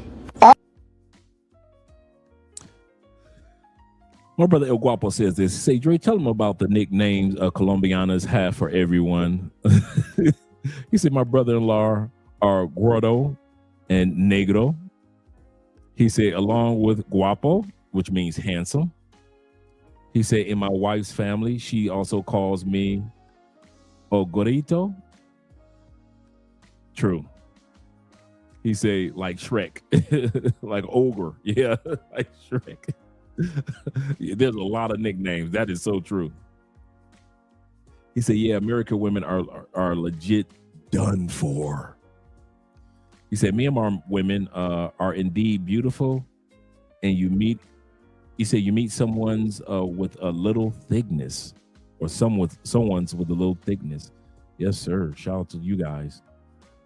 He said, don't talk about them in public like that. All these other races of women will literally do anything they can to protect their race of men, except for black women. And I just don't fucking understand why. Black women grew up hating their black fathers, and that's the fucking reason why they hate black men. You've had plenty of if you've been with all these unsuitable men, you've had plenty of suitable men that just weren't exciting enough. Exactly. But what did your dad do for a living? He owns retirement homes. And your mother and father married? No. All right. So I don't care about what you want. What do you need? What do I need? I need a man to bring stability in my life. I need a man to profess, protect, and provide. Yes. This is the Miss America book, because that's the Miss America goddamn answer. World peace and feed the kids. Profess, protect, and provide. Now, you need somebody to check you. No, but thing is, ma'am, do you know what you need? Yes. Because I'm going to just go out on a limb. I'm going to go out on a limb here. You've had plenty of men throw money at you, throw all kinds of stuff, and you've had all that, and you still ain't happy. You're right. Stability meaning what? I just need a man who's consistently himself, not just like, so my past 2 relationships is like they go hard and then once they got me, they fall off. Of course. Oh, I thought so. I just need a man to be consistent. Why do you think? Hey, Ron, I thought I was the only one that noticed the face. I've been looking at Kevin's face the whole time she talking, man. Hilarious. What do you think that is? Because they look at me through Instagram and they think this one thing, like, oh, IG model. But what they do not know is that I'm corporate and I'm very humble. So once they find out, like, oh, this girl is really just an everyday girl. Usually because of the kid. Oh no, he had 4 kids. That don't matter with us. Yeah. Wait a minute. Let me back up. You're a whole mess. You see, I'm letting this play because you've been honest. But ma'am, look, women with pretty privilege, I have really little to no sympathy for women like that because you have more opportunities than most women and you mismanage them. You're right. I mean, could you date an average black man making $40,000 a year? Honestly. Honestly, no. I expect a man to make as much as I do or more. What range are we talking about? 6 figures. And that can go. I bet you 9 times out of 10 she works for her father. Remember, she said her father owns several retirement homes. I bet you she's just another daddy's girl, and she works for daddy, making those 6 figures. 100,000 to 900. He has to make at least over 140,000. According to what you're saying, the facts, the data, the statistics call bullshit. That's number one. Number two, if black men aren't capable of leading or doing anything, they don't say jack shit when he gets a white woman. Because you must be saying he's an inferior leader. Yeah, don't worry about it when Maria comes along. Okay. I didn't interrupt what you were saying. I'm just saying 54% of black men are single and childless, 61% in the middle class. The average black man earns $42,000. The average white man earns $51,000. There is more than $9,000 difference between how the average white woman treats the average black man. But all we hear from black women is, you ain't proven to us that you should be leading in this, you ain't that. And the numbers say wrong. 2.5 million black men in the upper class. Y'all aren't following nobody. Groups of women who are taking the high value men. There are three groups of women: Latinas, Asians, and Eastern.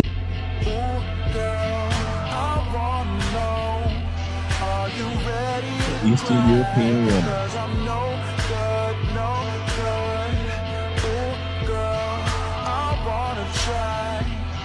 A lot of people see Russian women as gold diggers that just want your money. They're out for your money. And I can see how that could be perceived so, but it's different in Europe.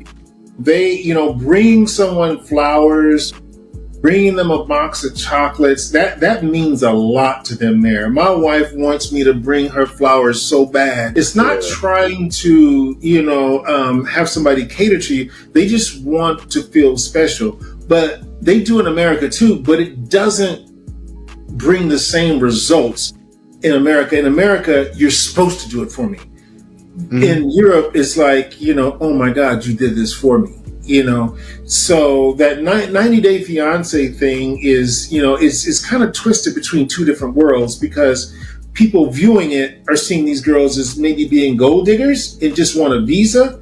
And they're actually just really honestly looking for love. But one thing I would recommend, if you do find a woman that is, that is marriage material, I would highly suggest, if you can afford it, live in that country. My country, we have saying, stay away from men with excessive facial hair. Is that true? No, you dumb fuck. Everything I say is bullshit, but you believe me because I have accent and I never smile.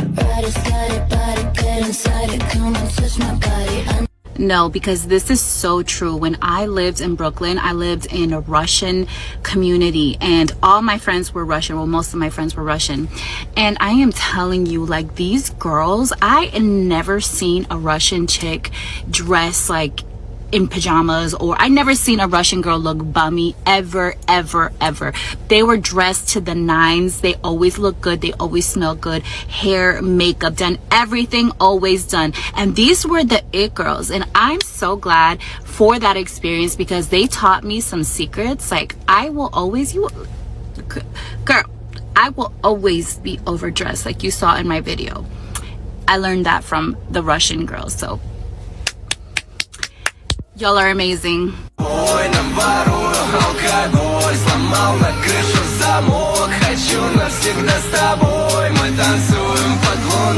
Why Eastern European women are better than American women.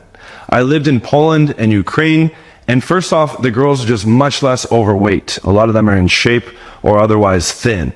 Okay, and they're wearing makeup and high heels out in public even when they go to the grocery store. Whereas American women are typically wearing sweatpants and eating fast food. Now internally, they're just a lot more feminine, they're a lot more sweet, more respectful, they play less games, okay, they're less flaky, and they're not fronting and putting themselves on a pedestal trying to act like they're better than you. Okay, so internally and externally, they just blow American girls out of the water. Now to grab my best converting Tinder opener for free, you can check out the link in the bio. A lot of women, black women, need to understand something, that your biggest enemy is not a white woman. Your biggest problem is not, N-O-T, not a white woman. Your biggest enemy is Marisol. Your biggest enemy is the Hispanic woman. She understands how to season food. She understands sensuality, femininity, and she was raised in a patriarchal environment. The difference between femininity and fake femininity is amazing. The Latina problem. Black women, you have a problem. Her name is Maria. Marisol. Love some brothers. And if you notice, they are the old, go to the old black side of town and you will see Hispanics. And the difference used to be the Hispanic men and the men of each group used to kind of keep each other out of the way. Now, interracial dating, intercultural dating, whatever, is not as taboo as it used to be. And when you're talking about what you bring to the table, these women are bringing tables. Oh, shit. Oh, my God. A lot of women get upset when you ask, what do you bring to the table? And these women are bringing tables. Adios mio, papi. How are you? Yeah, your lead speak that shit. Yeah, they bringing tables. I don't like hot food, but trust me, I will get over it. I'm going to learn how to eat. I'm going to start. You hear me playing bossa nova music? I already do salsa and the tango and the merengue and the samba. I'm fuck around starting. You know what, man? Y'all get mad when brothers date out. Hey, well, you know, split the difference. Get Maria. Get Maria. It's not really like dating out. It's not really like dating out if it's Maria, is it?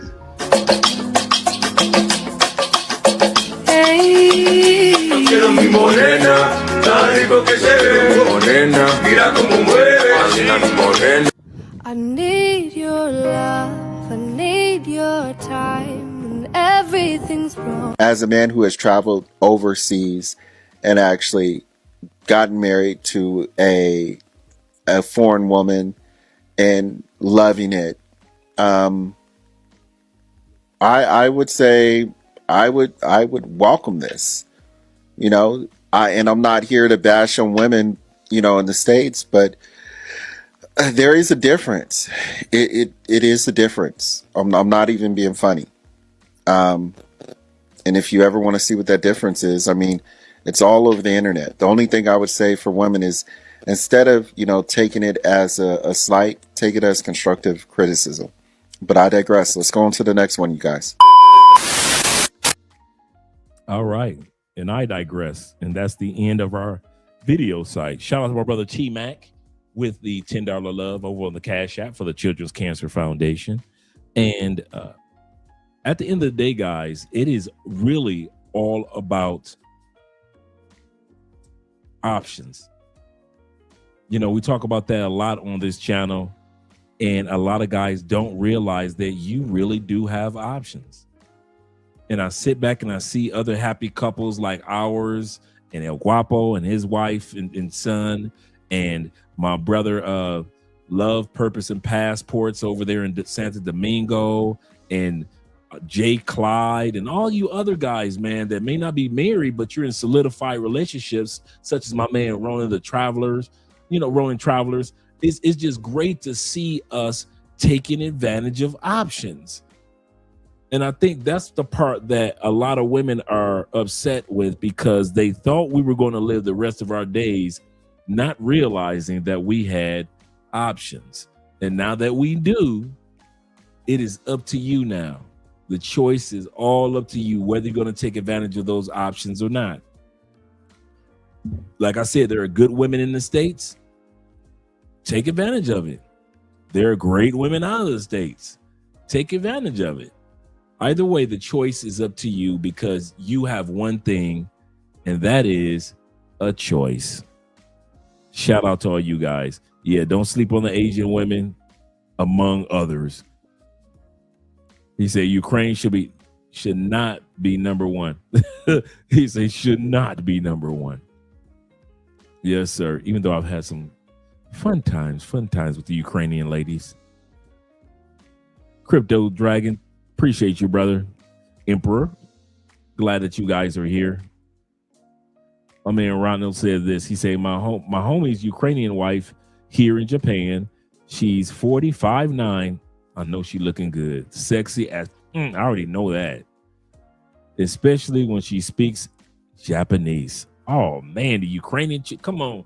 Come on, Theo, the Ukrainian chick that speaks Japanese. You gotta show her some love. Shout out to you, Ronald. That's what's up. He said, evacuate the plantation, brothers, for real, to the chopper, to the chopper. Shout out to my man Ben Dixon of the Dixon family being in the building. He said, agree, brothers. Well, let me let you guys go. We'll get together mañana, tomorrow.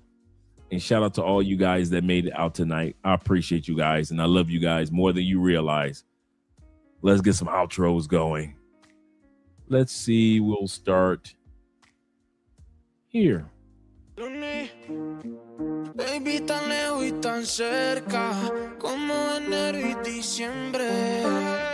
Es que parcha teniendo la misma mente.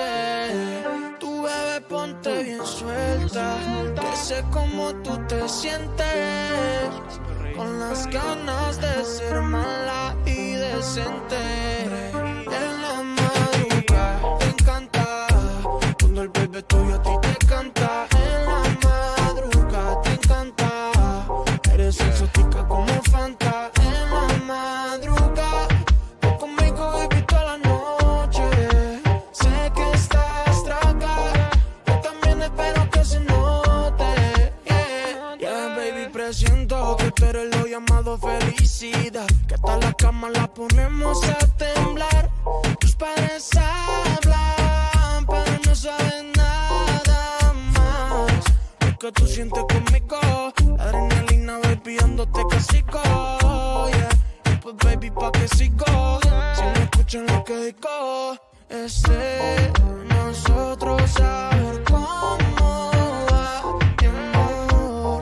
Tocándonos y sernos de la madrugada. Te encanta, cuando el bebé tuyo a ti te canta. En la madrugada te encanta, eres exótica como Fanta. En la madrugada, tú conmigo baby toda la noche. Sé que estás traga, yo también espero que se note. Yeah, y espero que se note. Vale mucho más que los lingotes. Somos la bichote y el bichote. Esto es reggaetón puro, perreamos duro y down. Se nota que estoy tragado. Lo vi venir, por y más o menos a las 12. Hay que vivir, hay que sentir, que tú me revives con tu roce.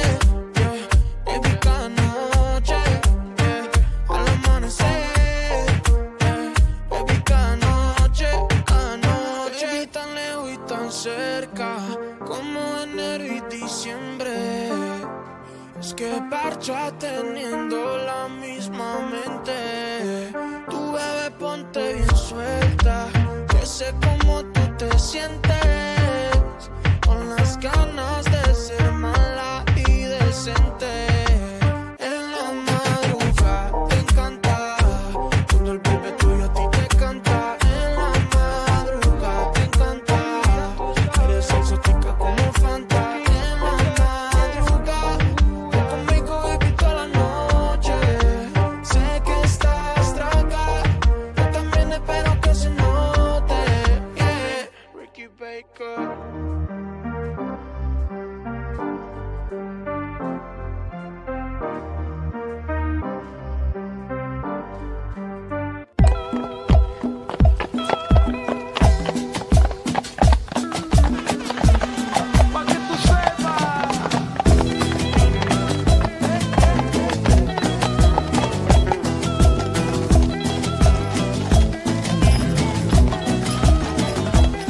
Mami me dice que soy el tipo que tú prefieres.